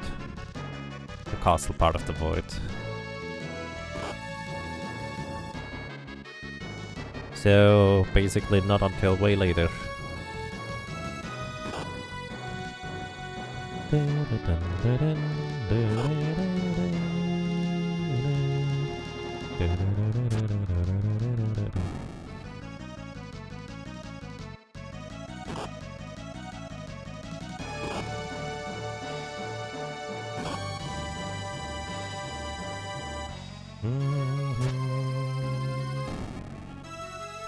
Yep, haste boots would be great.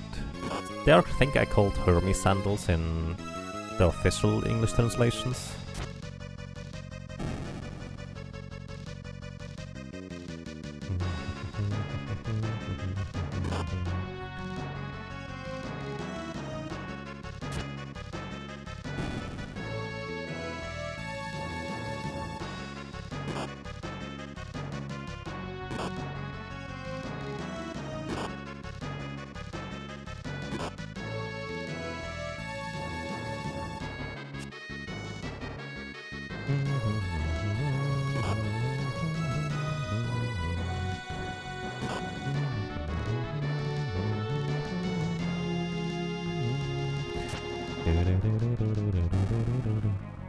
Yeah, we keep killing the bottom left plant, which is why I think we are probably in an AI loop right now.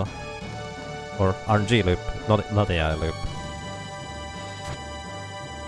Because Ferris hasn't even tried to proc the attack whenever it landed. But I think at this rate we probably will kill the plant before it kills us. I'm really not sure. Mildly tempted to just reset. Yeah, I think there's one boss fight that gives experience. None of the others do.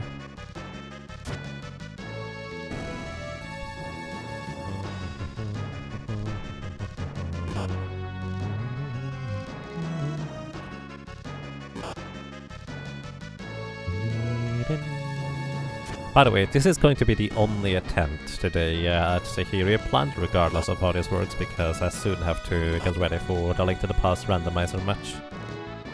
Just as a heads up.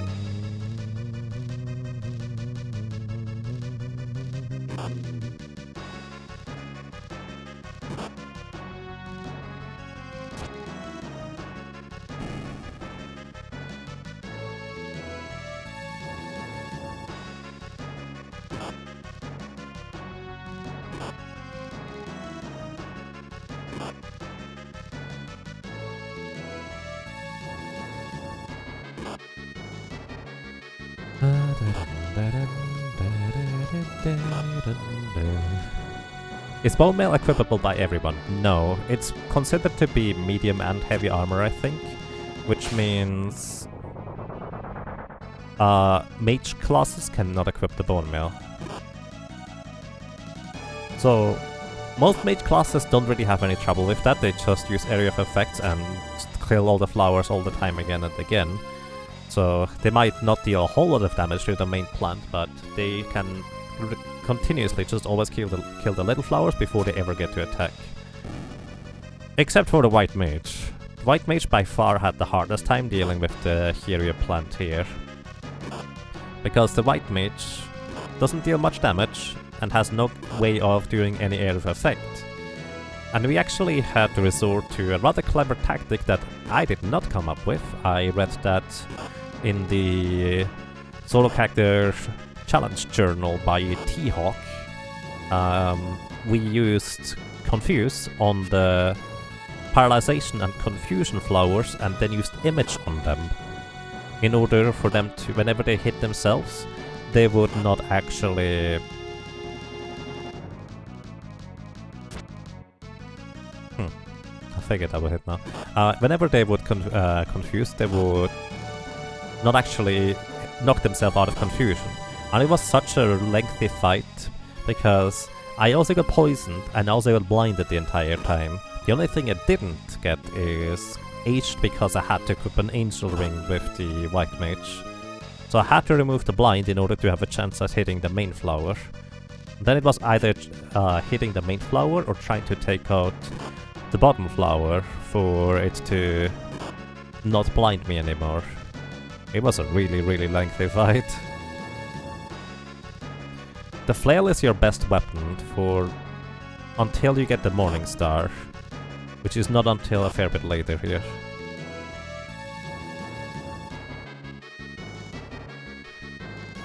No, there is a Morning Star that deals okay physical damage, but it's not particularly crazy.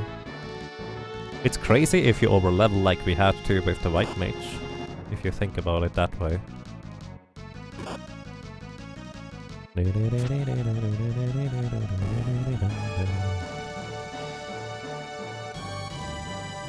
Maybe I should have put Ferris into the front row, but I didn't realize she would get into an RNG loop like that.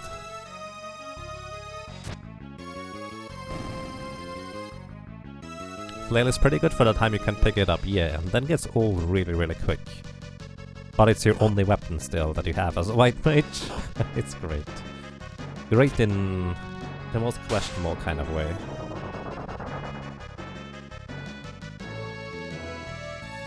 By the way, I did not keep track of the HP on the main flower. It may or may not die before we die. Is this boss a difficult one?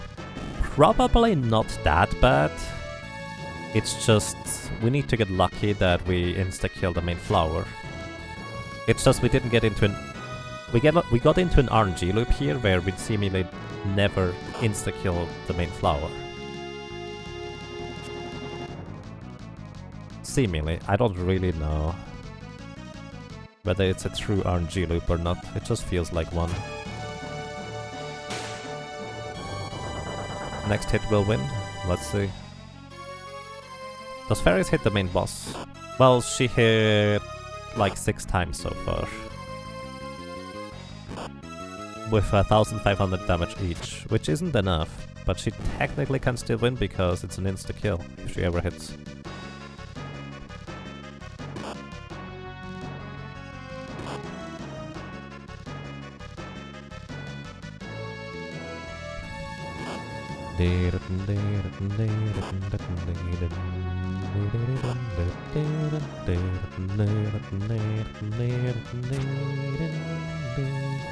So far, we haven't had a single death proc attempt, which should be 1 in 3 chance, but the RNG seems to just never line up that when Fairies actually hits the flower, she would try to proc the thing.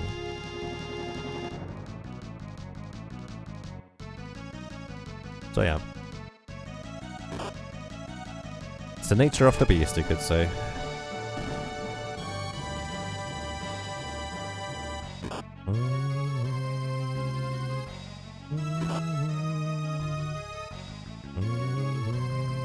At this point we would have pretty much won, probably with the dancing dagger and sitting in the front.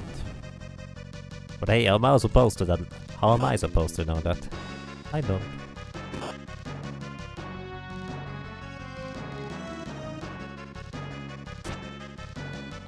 It's a pretty good hit there. I feel like 1 or 2 more hits would do the trick to kill the Hero plant. But yeah, we actually need to hit 1 in 4. Nope. Next it's gonna revive all of them again. Who's my opponent?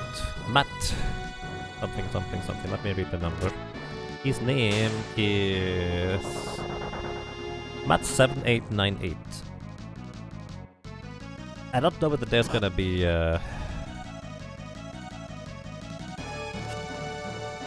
Did I submit the settings? I probably did.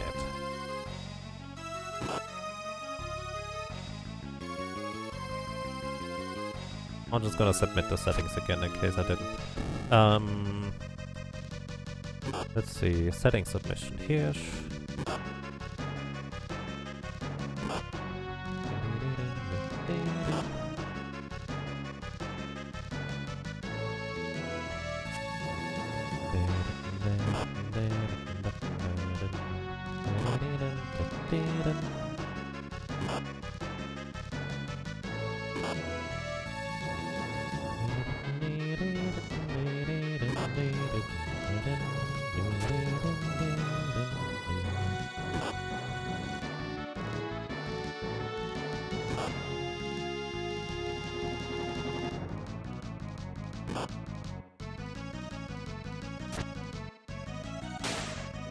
Well, finally! That took forever for Prentice to proc the thing. Wow. Now she just needs to kill the rest of the flowers. If she doesn't miss too many times, we should win this. On the lowest damage roll too. Here's the thing, it might have actually been possible that the flower would have died regardless of how much damage we... or whether it proc the death thing or not. So actually we were not in an RNG loop, apparently. But it sure felt like one. I guess we just got unlucky. Okay. Fairies remain victorious. I would like to point out that the highest damage we could receive from the little flowers was 50. And most of them were 25s. Holy moly. And hey, Ready Lion, welcome. How are you doing? Okay.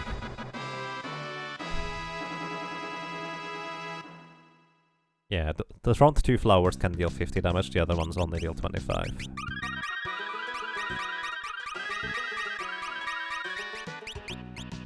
Alright, I'm going to equip the Dancing Dagger again, and the Gold Shield, and the Health Cap is actually still there.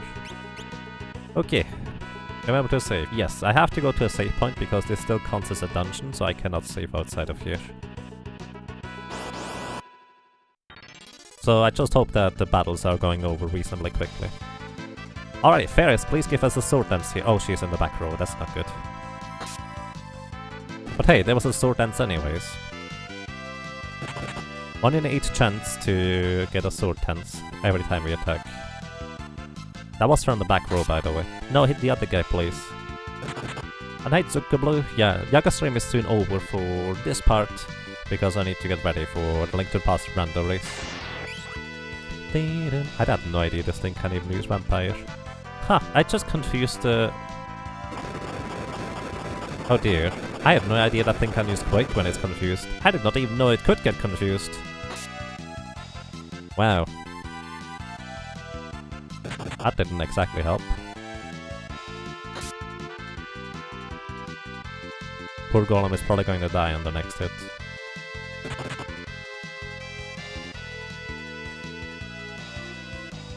And we just gave the zombie dragon 130 HP. Yeah, I did not even know you could get confused. Oh, rip. Vampire too strong. Let me give you some MP, I suppose. Yeah, and we confused it. That's so weird. I think it's going to go twice before we go once. Yeah, there it is. And another sword dance. Probably should put Ferris back into the front row. Quake on confused only, yeah. I had no idea it could get confused, so that was a surprise. Bam! Poor little kitty. Okay, let me in, let me in, let me in. Okay, we should be fine. Alrighty, so everybody. Solo character challenge run with the Berserker continues. We have managed to arrive. Completing the next battles, we actually haven't died once, which is actually somewhat surprising. And that's that. Everybody, thank you so much for watching, for listening and for lurking. I hope you had a good time, and hopefully until next time. Good night.